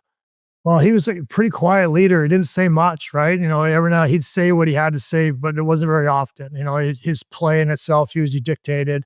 You know, every now and then he snapped, but not very often. He was a pretty mild-mannered guy. But like, he was what guy for me? Like every time where you think of Al, you think of his offense, his shot, but defensively, he was really good. Like he was a shutdown guy. He was always out at the end of the games. We had him and Prongs, and Prongs is a whole different freak in himself, but. Al was just one of those guys that, you know, scored 75, 80 points every year. And when he teed it up and shot, have you ever seen a blade he used? It was like 90-degree angle. Like it was literally a shaft and the blade just went to the right. It was no curve in it. It was just straight. So how he shot with that without shooting it in the corner over there, I'm not 100% sure how he did it, but it was, and he didn't shoot. He's one of the few guys that when he teed it up, he was going to shoot it below your knee pad, so it wasn't going to hit you in the face. So, he's a league guy, fantastic human being. You know, he's obviously in the Hall of Fame for a reason. Was he letting them fly in practice like that? Because I remember my first year, I shot a puck high on Olin Nolan, and he skated out to the blue line. It was like a tipping drill, and he was like, "Hey, if you ever shoot the puck that high again, I'm gonna punch your teeth down your throat." And I swear to God, for the rest of my career, I don't think I shot one over the crossbar. Yeah. Oh yeah, I believe that with Olin. Yeah. Al didn't tee it up. He laid off on the practice. He did. Like he was shooting probably 35%. And like if he just shot it any more than 6 inches off the ice, it didn't happen very much. So, but him at 75% was faster than 90% of the league. So, and he could shoot an 105 in those old white Sherwood sticks. So it was amazing how hard he could shoot it. What's crazy about him is he had over 1,400 regular season games, over 170 playoff games. The year before the eye injury, he had 68 points. He had 2 points in 3 games that year. Like, he wasn't even close to being done, huh? I know. It's a sad way for him, man, especially with the eye injury. I mean, because he was still a peak, one of the top 4 or 5 defensemen in the league at the time. It's kind of a shitty way to go out like that. And what happened? I don't remember exactly. Just a freak high stick up under a shield and hit him in the eye. And originally we thought it wasn't going to be nothing too bad. He was out for, a couple weeks, but then, he kept having vision problems, couldn't see, couldn't look down. So it basically got to a point where he could not play for rightful reasons. So great. I mean, I can't say enough about that guy. He's a great team and one of the best teammates I've ever had. What was Prongs in the room similar to how he was with me, like giving it to guys? Did he ever give it to you? Yeah. Oh yeah. just carte blanche. Just call you out, say whatever he wanted to say to you. You're terrible. You stink. But he wasn't using those words. But yeah, he was a beauty. He quite honestly could have been the best defenseman I've ever played with. Like, and I say that Nicholas Lidstrom, him, like it goes back and forth. He's a freak show. Like you played with him, you know what he's like. Competitive as all hell, dirty as all hell. Like, just he'll spear in the face, he'll slash your wrists. But he's an elite defenseman. I never played with a guy who can make a pass from a seam pass from blue line to blue, or from his end of the blue line like him. He was unreal. So, and then when he's 6'5", 6'6", and long like he is, it's just he was a pretty perfect defenseman in my opinion. He was passed it so hard. So hard in practice, and if you missed it, he'd just be like, "This is the NHL." That was like Ed Jovanovski. He used like a 130 flex, and it was the size of a mini stick. He used a short stick, and remember how he used to saw down the knob, Yan? So where his pinky went, it was so like there wasn't much circumference. So circumference, big word for me. Pat myself on the back, but he would just it was a 15-foot pass, and he would snap it, and it would explode off my blade. And then he'd be skating up the ice doing wrist curls. Like he would go down, put his forearms on his pants and give you the wrist curl signal. Yeah, he thought everyone was still using wooden sticks in 2009 or whenever you were there with us. But yeah, he was firing pucks at guys. It was not fun. Yeah. Yeah, and he practiced exactly how he played too, right? Like in practice, he was just as nasty as he was in games. He didn't care. He'd slide like Prongs. I'm on your team. Don't slash me on the wrist. Jesus Christ. So. Yeah, I hated playing against him, but I really enjoyed playing with him. He was pretty elite. So, well, I think Witt's one of his favorite teams growing up was Detroit because he loved Stevie Y. So was my wife. Okay, but it's awesome at the fact that like the way that it ended when you originally got traded, kind of a weird situation, but you end up getting brought back there in your final year. You end up winning a Stanley Cup. And Nick Lidstrom hands you the Stanley Cup first. If am I mistaken here? Are you the first one to get it? I was, yeah. How fucking special was that moment and everything coming full circle? That was crazy, because I didn't expect that. I remember Nick going and getting the cup and raising it, and I was looking around just talking to guys, and next thing I know, he's skating over with it. And I didn't expect to get in, and like Drapes and those guys started pushing me out there. I think they knew I was done. Like, I pretty much told them I was done after that year. So, they probably felt sorry for me, but it was incredible. Yeah. Something I'll never forget the rest of my life. That was amazing. Just to lift it in itself is special, but, behind it first was, truly something I'll never forget. It was unreal. And he was, at that time, he was the first European captain to ever win it too. So just think of how good of a guy he is to think of you in that situation and not himself. It's just, and everyone calls him the perfect human, and it's like he was, besides Ray Bork, he was my number one guy growing up, and just try to emulate him as much as possible. He is a very special person, obviously a great leader. Like, speaking of quiet leaders, he didn't say boo, right? So unless and when he said it in a very mild mannered way. So he didn't have to say much. With the group we had a pretty solid group, but he was so special. Like, my God, he was so good. Like, I've never seen a guy bat down so many dump pins in my life. Like, you can't, like, you're just trying to rip it in. He just knocks it down and the puck's at your other blue line before you know it, and you're getting smited at your -1 before you know it. So it's so frustrating to play against, but man, he was fun to play with. I didn't get on the ice with him very much, but when I did, it was fun. That was no word of a lie. Like, obviously all I did my whole career was dump it in. Yans would, especially every time we were at the Joe Louis, he would have me do that where I'd be coming one-on-one and I would dump it instead of trying to get by him, and he would try batting it out of the air, just the way that Nick used to do it. So, Jans, like you talk about emulating your favorite players. That was one thing you were doing in practice. Oh yeah. I mean, you gotta, no matter whether you're playing with guys or against them, especially the best, like you just want to try to do things that they're doing and like emulate what they're doing, especially the top guys like him. Yeah, he was special. And Pavel, I played with Pavel that year, and oh my God, like without a doubt, the most talented guy I've ever seen. Like just the freak show, like the stuff that guy, and he practiced stuff in practice that you see him working in the corner, working on this little movie. You're like, that's never gonna work. What are you doing? Like he'd have 4 pucks around and be flipping it over 4, like just stupid shit. And like, next thing you know, in practice, it'd work. So you do it in practice once, and then he'd make somebody look stupid on the ice doing it. Like what he could do with the puck was incredible. I remember going out and watching, you guys during practice, and obviously you guys had everybody, but I remember watching Datsuk after practice playing keep away, whether it was like one of the coaches or another guy would come in and like no one could get the puck from him. No, yeah. It was, yeah. Like I said, he did shit like that all the time with guys. He'd do little drills by himself, and yeah, you couldn't get it from him. I'd never seen a guy with a more heavy stick or strong on his stick than him. The way he stole pucks was one thing, but like the way he protected and got it through people, and he was one of the best I've ever seen. And when it comes to making those little subtle moves that we do against our 4-year-olds, but he does them against NHL players, right? So it's amazing. I'm actually going to be heading to Chris Chelios' charity golf tournament on Monday. What a character he is. Like, could you ever see someone go as deep and as late as he would go? 3-4 in the morning, how many beers he was chugging, and then first guy there. Did you ever do one of those sauna workouts with him? Or I was in the sauna a lot. I didn't do any of his workouts. So there was a bike in there, and it was his, right? A bunch of the other guys kind of rode it. Like that was no thanks. I get tired enough just sitting in there, let alone friggin' riding a bike. So, but yeah, it was, yes. And you see now him and you see that little company he's got going on, Downs? Genius. Yeah, him and Downs. And Downs, we play with Downs too, right? Downs was there when he won it. He's a classic in himself. So that was fun to see those guys kind of doing something like that. Was he a potato farmer growing up?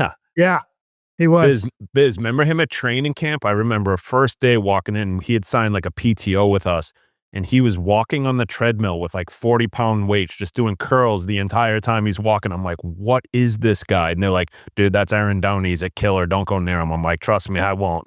Jamie Tardif, one of my best friends, I was the best man at his wedding. He trained with him one summer, and I think he's just like probably around an hour outside of Toronto, right, where he's still on the potato farm, and he'd be doing these workouts where they'd be carrying logs and doing all this crazy shit. I'm like, what the Tarts, what the fuck are you doing out there on the farm with this guy? But he definitely had some fun farmer workouts for sure. Yeah, but nobody can compete with Chelly. Like Chelly could go and have 2, 3, or 4, or 5 beers at 3 in the morning. I'd be the first one to the rink. Like he had but when I played there, his bar was run. I was right downtown, not far, so he could drive there 5 minutes and be at his place. And he had a little apartment up there for himself when he wanted to spend the night. So he was all set. The rest of us had to go home, but. I like getting your input on all these like legends that you play with, like talking about Datsuk, the most talented guy, and Pronger, probably the biggest freak. The year that in Detroit there, Dominic Hasek was there. Did Osgood take over in net during that playoff run? Yeah. And I was just going to ask you about both goalies. I mean, Hasek was a freak in net and a legend in himself as well. He was. Dom was a different breed. Like he was a different cookie too. Like, right. Like he beat it to his own drum, which was fine. But yeah, that year he pretty much, him and Ozzy, Dom probably had a few more games than Ozzy, and then halfway through that Nashville series, when Nashville came back and made it 2-2 in the first round, they went to Ozzy, and he kind of took the show from there. So we had pretty good goaltending. You have both those guys. Then Ozzy was still a good person, good spot in his career where he's real solid, and Dom was different. Like the way he made, you see all his highlights, like his double pad stacks, he does weird shit, like just out of the blue. And I'll never forget, we were playing, I don't know who we were playing, but the guy got a breakaway I was on the ice for it because I remember I was trying to chase him, and the guy was reaching back to get the puck kind of like this, right inside the blue line. And Dom just skated 100 miles an hour out of the net and met him 10 feet inside the blue line. He laying like this. The guy hit him. It was that guy Gabrick in Minnesota. He just took his feet out. The guy, he did like a complete flip in the ice. Oh, I've seen that. Like he just did shit like that. But he was kind of near the end of his career when I played him there, but he was still pretty darn elite. Just did things that he didn't stop pucks like other goalies. That's why he couldn't score on me. He didn't do the traditional stuff. He was different. So it made it twice as hard. I mean, guys like me never score on a guy like that. You have to be kind of good to score on those guys, and he was different. How did Dominic Hasek take that? Like, because obviously, if you perform to that level throughout your whole career, you're type A, right? And we kind of saw it with Marc André Fleury when he handed the reins off to Matt Murray. Those few cup runs where they won the second, third one during that era. Was he a supportive teammate and kind of was just patting him on the back, or was it a little bit of a difficult dynamic trying to balance those egos? No, it's good. He was a great teammate. He handled everything great. He really did. I mean, and I've seen guys speak about Dom in the past about him not being a good teammate, maybe when he's in Buffalo, but the Dom that I knew when I was in Detroit was a great guy, like good teammate, did what we had to do to win, supported his teammates, didn't say much, right? And he was a pretty quiet guy for the most part, so he was fantastic. It's probably hard to be, an asshole, I guess, when there's 5 or 6 Hall of Fame guys on your team too, right? Like where, you're not going to come into the locker room and be like, fuck this, I should be playing when you're winning. And then you got, Hall of Fame guys in every corner. Yeah, 100%. We had such a strong group there from top to bottom, starting with Nick and, guys like Drapes, Danny, even guys like Danny Cleary. And then you got the, Stars and Z and Pav and those players like that. It was just a group that, we won the President's Trophy that year. We won the best goalies that year. We won, I think, every award that when we won the Stanley Cup, we had every award across our picture there, right? So there was not much to complain about by anybody. If you're complaining, I don't know why that would have been happening, especially from the younger players the older players like myself. But it was a special year. The last guy I was going to ask about on that Detroit team was Darren McCarty. He just seems like so relatable. The fans love him, like party animal. We actually had the chance to hang out with him our first ever Chiclets Cup that we threw in Detroit. Sure enough, we'll be throwing another one in Boston next week. But just like, what was it like hanging out with him, and just such a character and a forever Red Wing? Yeah, it's funny because I played with Mac at the beginning of my career and the end of my career, right? I played my first couple of years there. And then his last year when I was there, he didn't come in until, we signed him right before, not the deadline, but like in March, he came in, went down and played in the minors for a little bit, kind of got his, wheels a little bit. And then they called him up for the playoffs. And he was great. I played with Mac for a bunch of games in the playoffs. So he knew what he was there for. He knew what his role was. He accepted it.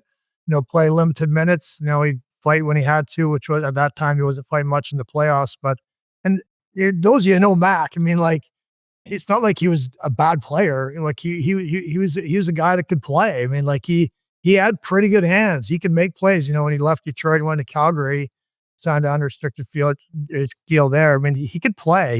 He wasn't a guy that would just fought all the time, and he's a guy that can contribute in different ways. What are you up to now? Like any plans to stick around the game and maybe get into coaching, management? Like what are you doing as we speak? Yeah, that's never been my cup of tea. That never interested me once. I had opportunities when I retired to get back into it. I mean, I've been offered a couple opportunities to do some scouting and stuff, but just it's not something I want to do. I don't like traveling.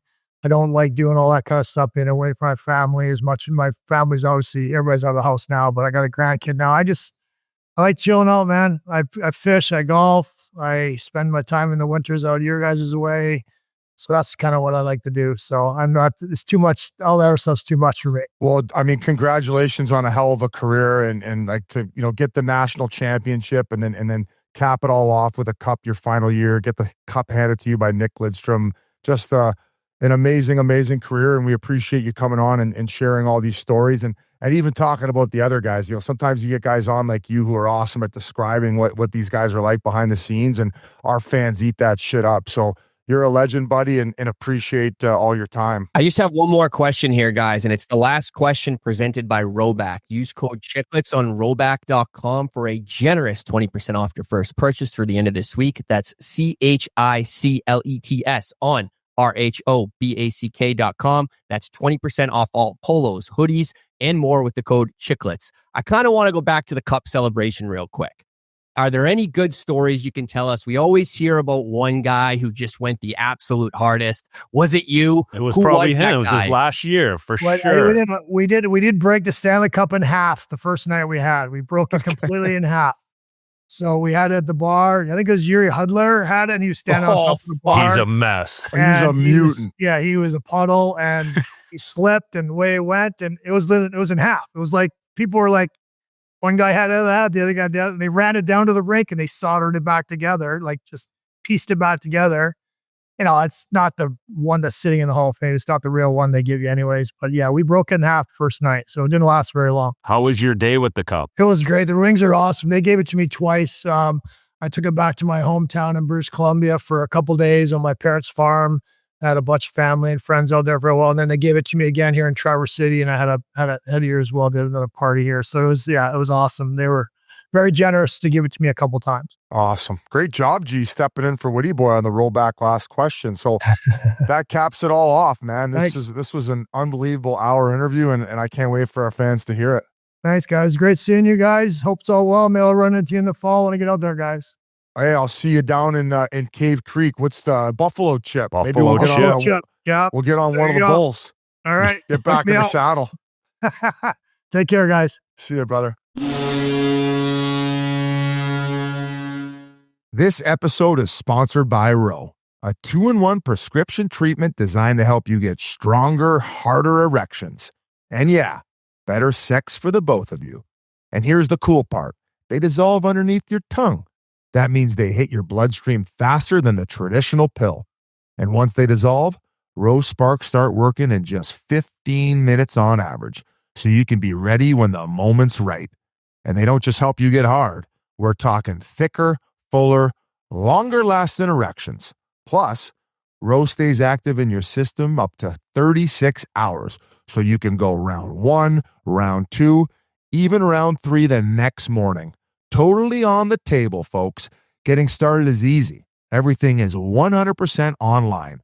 Row connects you with a licensed provider who reviews your info. There's no awkward waiting rooms. There's no awkward face-to-face conversations. And if approved, your treatment ships straight to your door. Ready to give it a try?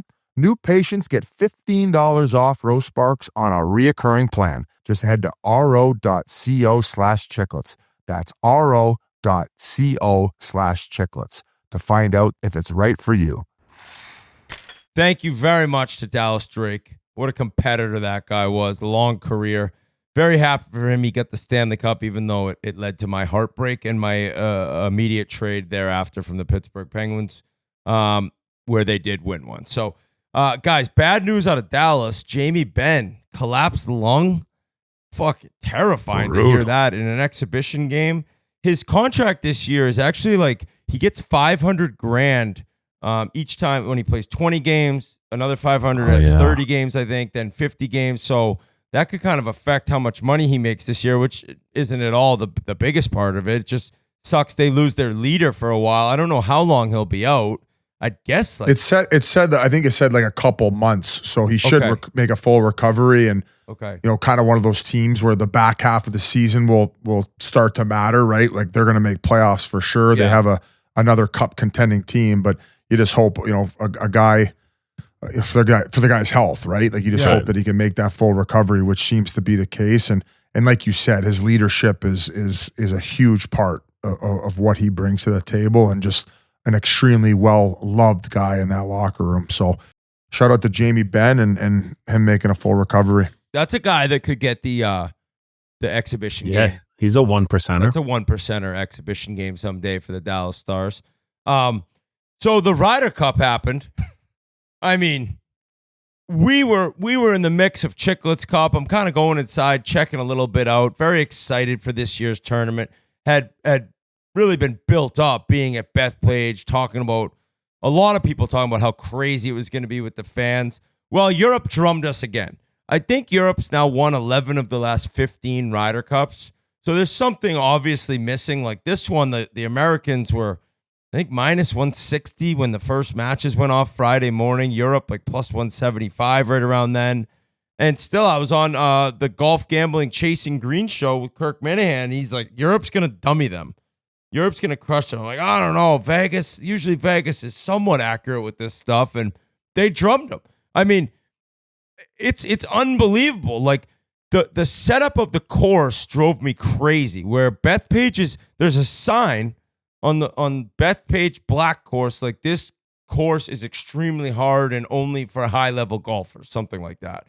That sign needs to be taken away because the way Keegan Bradley set it up, which he was the captain of Team USA, he immediately said after I messed up setting up, there was no rough. So if you missed the fairway, you were actually better off because when you're in the fairway, you have to kind of control your spin. These guys hit it so pure, you hit a wedge on. If you don't like hit it correctly, it just rips back off. Well, they were hitting it out of the rough and it was just stopping.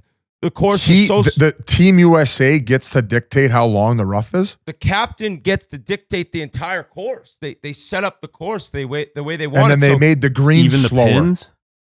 I don't know about the pins, but I know about like leading in, like what the course will play. So when they played in Paris, 2018, I think, Europe dummied them, and Europe brought the fairways in tight because I think maybe at that point or even still to this day, they hit it straighter.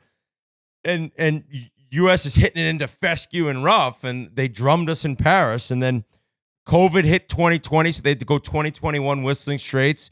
U.S. ran away with it. It was a drumming. It seemed like it was one of those things where the home team just won, and it's very difficult to win an away Ryder Cup. Well, Europe did it, not without drama. I mean, Sunday, it was incredible. I think it was 11.5, 4.5. And all Europe needed was 14 points to retain the cup. Now, this is there's a couple different things we can go into in this. If you tie the Ryder Cup 14-14, they don't do a playoff. That's nuts to me. Ridiculous. Nuts. And ridiculous. They give it to the team who won it the year before. So the team who lost, or 2 years before, the team who lost needs 14.5 or more points. And the team who won the previous Ryder Cup just needs 14 to keep the cup. If that had turned out to be a tie, there was two things. One, that there wouldn't have been a playoff. That's crazy. It's always been that way. But at this point, like, pick your top dogs and have them play the 18th hole for the Ryder Cup. The whole world is watching. Be the most electric thing I've ever seen. Well, the other aspect of this that didn't end up mattering, which I was happy about, was Victor Hovland. Victor Hovland had played, 2 or 3 of the 4 matches leading into the Sunday singles, and then woke up or couldn't play in the afternoon Saturday, something with his neck. He had a stiff neck. So he wakes up, says, I can't play. Immediate half point given to both teams. I think that's fucking ludicrous. How the hell are you sitting there saying, I can't play, and you still get a half point? I tweeted out, if that had been the case at the Barstool Ryder Cup, I would have been smashing everyone's toes with a hammer and just taking the push. Yeah. We would have been better off. And so, to me, and the other part of it is, it's the man in the envelope. So in this situation, in this possibility, you have to put a player's name in an envelope from the other team who would then not play. So basically, you're telling the guy, you're our worst player. So crazy that you're able to get the half point with the injury. Do you agree with that? 100%. Oh, yeah. And also, like, what's not saying that if you just know you need the half point, you could just pull the chute, right? So like, how could you tell someone that they're not injured? It's like, I got a conky. Oh, no, you didn't. It's like, well, how the fuck do you know? So that's what's bizarro land. And also, okay, if that guy can't play, couldn't you just have somebody else? Like, shouldn't you have an alternate? They should have an alternate. Have one backup where he would sub in and then have to play that match. I think they should have the captain. The captains, if there was a playoff, or the captains go down the 18th hole and go one-on-one. I think that they also set up Keegan Bradley for failure in the fact that the only story leading up was like, is he going to play? Is he going to play? Should he make himself a player? Like, that was so stupid. Yes, Get an I older agree. guy who's out of the equation, so you're not having that much drama come in. Another thing about the course situation is, didn't they make the greens slower? No, it rained. Well, yeah, it rained to make them soft, No, but they weren't that fast. And then I Sunday, heard that they made them slower. Sunday as they part made of them that. faster. You're able to switch it up day to day on how you want the course laid out. Clearly, you can't make the grass grow faster, Yeah. but as far as the greens are considered, you either probably like don't trim them down at all then Yeah. to make it come slower or faster. Going to the probably the biggest element and takeaway from this tournament was the chaos of the chirping and how far the American crowd brought it. Now, there was a lot of rumblings before it all started that it was going to get to that point because, New York crowd and kind of golf, I feel like starving for this type of drama. As somebody who is not like a huge golf guy, I loved it. Like, I want all the fucking smoke. I want it like just like you watch those 16 and Pregnant show, Yans, or Love Island. I want fucking chaos. Do I want drinks being thrown at guys' wives? Although it later came out that the drink was like accidentally punched. No, the video, it looks like the kid on purpose whacks a drink out of somebody's hands at Rory McIlroy's wife. All right. Well, regardless, like that type of stuff is crossing the line. There was another video that came out where a guy like, "Hey Rory, you're an F-bomb, like a gay slur."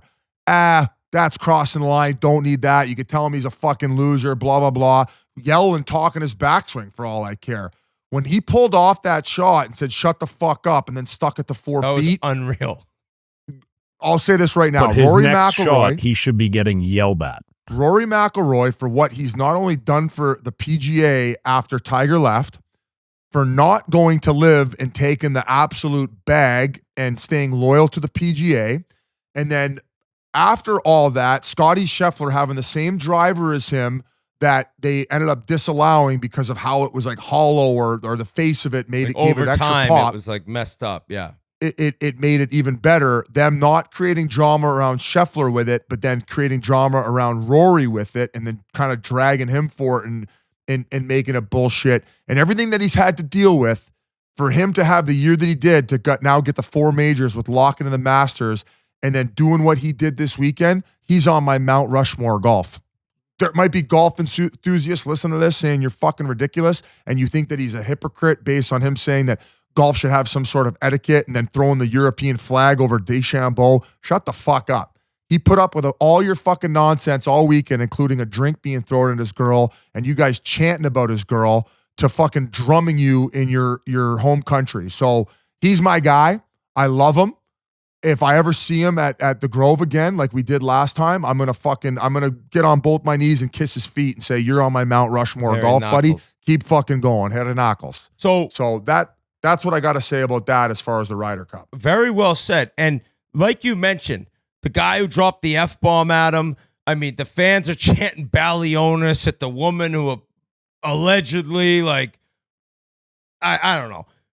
Those fans are clowns. Like I don't, and I think he brought up in the press conference, like, I don't see why you're not cheering for your team as opposed to just torturing us. Like, I don't think torturing like the European players is that bad, but when you're saying certain things, it's just like, dude, like there's just I don't mind guys getting kicked out for that. Like if you're saying that in Rory's face. Now, I'll also say this. If I'm Rory, way easier to say as I'm sitting here like a scrub, like anything anyone said to me, I'm not like grabbing cops and getting the people kicked out.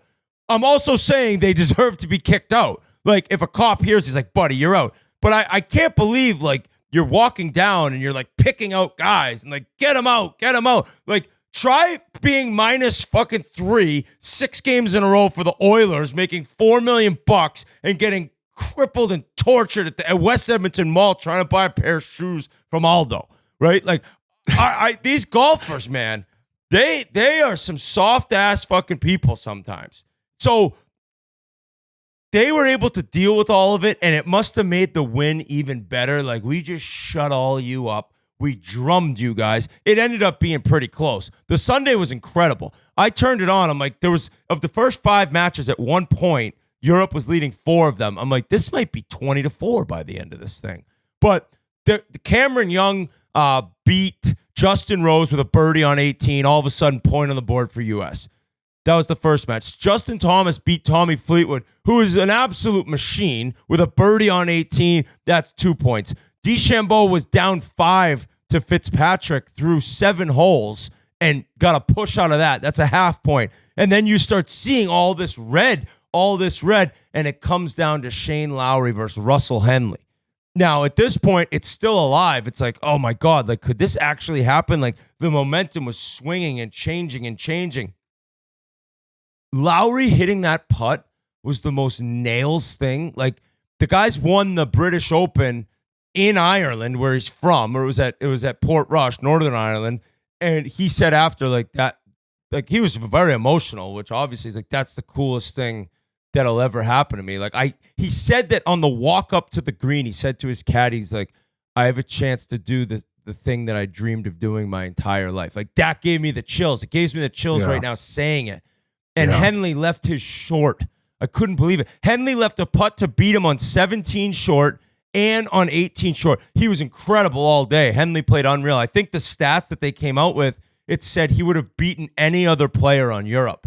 But Lowry was just as good, and he steps up and buries that putt. I'm like, talk about fucking ice in your veins, man. Like, that crowd, and he had been getting tortured with Rory like the day before. I think they played together in 4-ball both days. It turned out to be an incredible Sunday, and going in, it looked like it was going to be absolutely nothing. But the kicking out of fans, I remember a long time ago, I was all over Justin Thomas on this show, who we then had on the show. I really liked that guy. Remember he kicked out the fan when he said, get in the bunker at his ball? It's like some of these golfers. I agree with you on that. Like, if I'm Rory, I'm pulling my hairy bubble gum out of my fucking pants and saying, fucking chew on this, motherfucker, if I'm that good at golf. Like, I'm doing exactly what he did on the one green. He pulled out the fucking fuck you, you're cool, fuck you, I'm out. Lowry made a putt on Saturday and literally just turned to the crowd going, fuck yeah. So that's where people will bitch about Rory about, like, you know, golf's supposed to be held to this higher standard and the etiquette. And then it's like, well, you can't say that. And then meanwhile, you're given the double bird on the greens. But I think that we can all agree on where the crowd brought it, that response is fair and nobody's going to complain to Rory about doing that. They think the comments are hypocritical. I would say this to all of them. If you want the PGA and golf to go to the next level, by the way, I think that this year has shown that LIV will be done in the next 2 to 3 years. And if they can find a sweet spot, maybe not to what it was, but a little bit more tamed, the PGA can fucking double in size over the next, like, 5 to 10 years. Like, it can go on an absolute heater with the amount of awesome players that are coming up, but making it more like, like the golf claps. Nah, let's get these people fucked up and throwing beers at the players and get shit popping. Lowry will fucking Rory catch it saying and drink shut it. the fuck up and then stuffing it was that. I mean, that's like a dream. It's unreal. That's how you drop your nuts on the table. That's how you do it. Like, instead of getting them kicked out, you can throw a dart at any point. Like, just throw a dart and turn around and say, fuck you, buddy. And I want to make it clear, like, if you're going to a golf tournament and yelling, like, gay slurs at guys, like, that's buddy, you got some issues.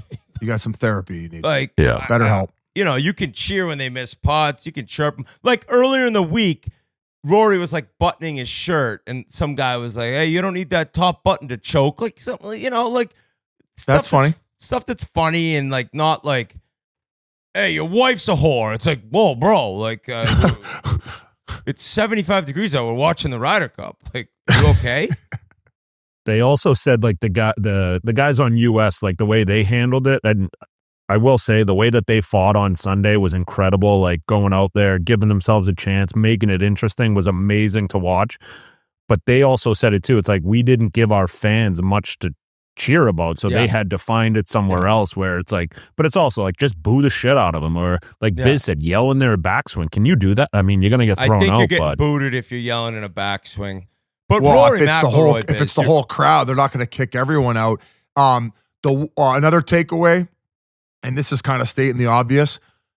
I don't think there's many, if any, countries / what would you? Is Britain? Is it more of a nation? Great Britain call it a country. That fuck, I don't know. I feel like actually, because that's like Northern Ireland Wales, is like under Great Britain. Wales, right? Ireland, not Ireland, Northern Ireland, or Northern Ireland, Scotland, all that. They got the best chance going. You can't beat them. No. The way that they're chanting at soccer games and the way they get creative. Did you see the video of that woman? In your head, Rory. Did you see the video of the woman like trying to get the crowd going at like 6:30 in the morning? Oh, that was my the most God. pathetic. That was when it was over. Okay. Slow down. Slow down. You guys all took I would have went home. No, this gives me the chills. It's like when you watch something. Here we go. 1, 2, clap. Oh my 1, God. 2, clap. No wonder we lost. Buddy, you're a boy making big noise. Here come the lyrics. Scotty, Scheffler. Oh, lady. Boo. Oh, Instant booing her. booze. Dude. No wonder Instant we lost. booze. Look at this. All right, hold on. I'm going to let the forefathers try and teach you this. We're going to try this one more Oh, time. guys. If it doesn't work, we'll do a DeChambeau one. All right? We want the whole crowd Oh, rocking. imagine this being your job. You stamping on the bleachers, all right? Ready? One Look at more this guy in the time. black hat. He's like, dude, this is so cringe. I want to puke. Oh. It's like I snuck out of my house for this. Scotty, Scheffler. Oh. God. That is like. I would have quit on the I'd spot. rather watch a friggin' highlight film of all my bloopers in pro hockey put together on repeat for a day straight than watch that. I'm telling you, that is disgusting. She ended up chanting "fuck you, Rory," and then like had to like quit. Like she got like No, she's she like, I'm did. done. I probably shouldn't have chanted "fuck you, Rory." Now She did that after once it cut out. Like the there's video. a we video. don't There's have another video where you can't get. It's somebody walking up to like the scene on 1T, and you just hear her being like, "Fuck you, Rory." I'm like, holy shit, this is going bad for the Americans. But Keith said they fought hard. Crazy Ryder Cup. I don't know what the U.S. does. They tried, Biz, you said they tried picking a captain who's like in the prime of his career. They should allow them to add Canadians. Oh my God, you guys, we're I thought we had on to the wait. range at the Sandbagger, and Biz, just a classic Biz question. He's like, "Can Canadians play for Europe on the Ryder Cup?" I said, "What? The fuck? What?" I said, "Say that again." He said, "Can Canadians play on Team Europe in the Ryder Cup?" I just looked at the camera. I said, "This is what we're working with here, folks." Yeah. Canada's not in Europe. Now, fairness, That's you thought true. it was were you thinking of the President's Cup? No, there's no. I was definitely thinking of a tournament that is like where there's nations against each other where Canada is involved. I know that Mike Weir at a certain point represented. Yeah, World Juniors. It was where they linked up with Europeans. And there's a link between Great Britain and in England Everyone. and Canada. Like they're like same with the U.S. the Commonwealth, I believe is the word I'm looking for. They're part of the Commonwealth. That might have been the smartest thing I've ever said. So, Okay, fair. We got some exciting news for everyone. yes, we do. This is big. This is big. We are going back this year to 2 pods a week. Yes, you heard it. You heard it here first. We have a Monday live show every week, and we have a Friday pod that's going to be recorded on Thursday. Monday live show, we're checking in. We're talking about the weekend. We'll have some people come on live. I really like doing the live shows. Biz, you really like doing them. Keith, you loved it in the playoffs. I think it's a great idea to get that going. And on Friday, we'll probably drop a longer interview with a catch-up from the weekend, a preview of the weekend. So I think some people, really enjoyed what we've done with the 1 pod a week. Some people kind of wanted 2 because what sucked was things would happen, Monday night after we recorded. Pod drops Tuesday, and then by the time we're coming back to you the next Tuesday, it's such old news that this is good. So and don't forget, you got game notes Wednesday. So you got 3 days a week of Chiclets coming at you. And I'm very excited. I hope everyone listening is excited as well. So what else was I going to say about this? Oh, well, if I could hop in. Yes, go ahead. So we mentioned Monday, it mostly will be live, Yes. right? So sometimes based on travel and other things going on, it won't always be brought to you live. The ones that we pre-record on Sunday to drop Monday would be done so at 6 a.m., let's say. So all you commuters who travel early or mailmen or whatever it is, you're going to be able to get it earlier. Now, if we are doing the live version on Monday, we're going to be doing so live on the YouTube channel at 2 p.m. The reason 2 p.m. is because Barstool has a lot going on with Fox, right? So we don't want to be dropping live things at the same time and then they taking viewership away from one another. Therefore, those Monday pods that are live, which will probably be about 60 to 80% of the time, will be starting at 2 p.m. Eastern time. The pre-recorded ones that we're doing Thursday and dropping on Friday, those will be coming out in the morning as they normally do. And they'll have more of a nostalgic feel, as Whit kind of mentioned. Like that's when you're going to get the Dallas Drake style interviews where you're getting an hour and 15 minutes. More of these like old school vets who have great stories to tell. That Monday live show, we're going to try to do it more where, you know, we get the Bob Stoffers popping in if we got some big Oilers news. Maybe the Thumb, Gary Lawless, Gary. You know, people who work with teams, maybe more current players where they don't have a ton to say, like they don't have all these crazy stories to drop. But, you know, what's going on with Seth Jarvis? You know, he's in the new Amazon show. We've already talked to him about his career coming up. Let's pop in and talk to him about what the Carolina Hurricanes got going on. So we're going to have a lot, like 2 different pods with 2 different kind of views coming at you, along with game notes on Wednesdays. So coming at you 3 different times a week, along with all the YouTube content, whether it's Chiclets U, Sandbaggers. We really feel that we're, you know, expanding our channel, and you know that those pods won't be 3 hours as they normally are. They'll probably be about 2 hours each. So it's awesome. I'm super fired up, and we're going to come at you in waves. And I think that the fans are going to be excited to see what we got coming your way. So that will be starting this next week. Now, the first 2 are going to have to be recorded on Sunday, so we won't be live till October 20th. But still, starting next Monday morning, 6 a.m., you'll have a Chiclets pod, you'll have game notes on Wednesday, and you will have us on Friday morning after we record that one Thursday. So we cannot thank you guys enough. Just trying something new. Who knows if the next year, if it sticks or if it goes back to 1, we're not exactly sure. We're just seeing how it goes, going with the flow, doing the bull dance. And I want to thank everyone for always listening. I want to thank everyone who went to the Chiclets Cup, who played in the Chiclets Cup, some great people. We've now gotten to know so many faces over the course of 6 of these. At some point, Biz will win 1. So yeah, that's the news for this season. Can't wait to get going. We're going to have some, I think you guys are listening Tuesday, September 30th. I believe it's 8 days. We're 8 days away. 8 days away from NHL action. The season's coming at you. So many different storylines, and I can't wait to catch up. I'm hitting the road. I'm hitting the road, boys. That's it for summer your for first me. show? You guys go big. I'm leaving tonight to go over. I'm taking the 9 o'clock ferry, going over to Vancouver, and then filming a few things with Pasha in the morning, and then I'm getting on my way. And then I will be starting the season on the road in Las Vegas. We're going there on the 7th. Big team dinner with all the game crew and all the people we don't see a lot because we're in studio all season long, and we don't see them really to the Winter Classic. And then we're going to be kicking things off with Boston and Washington. So the shitbag Bruins, and where they're at these days, no offense to G and his squad. And then against the Capitals, where it might be Ovi's last year. Who knows? At least according to the guy selling season tickets that sent out that fucking email.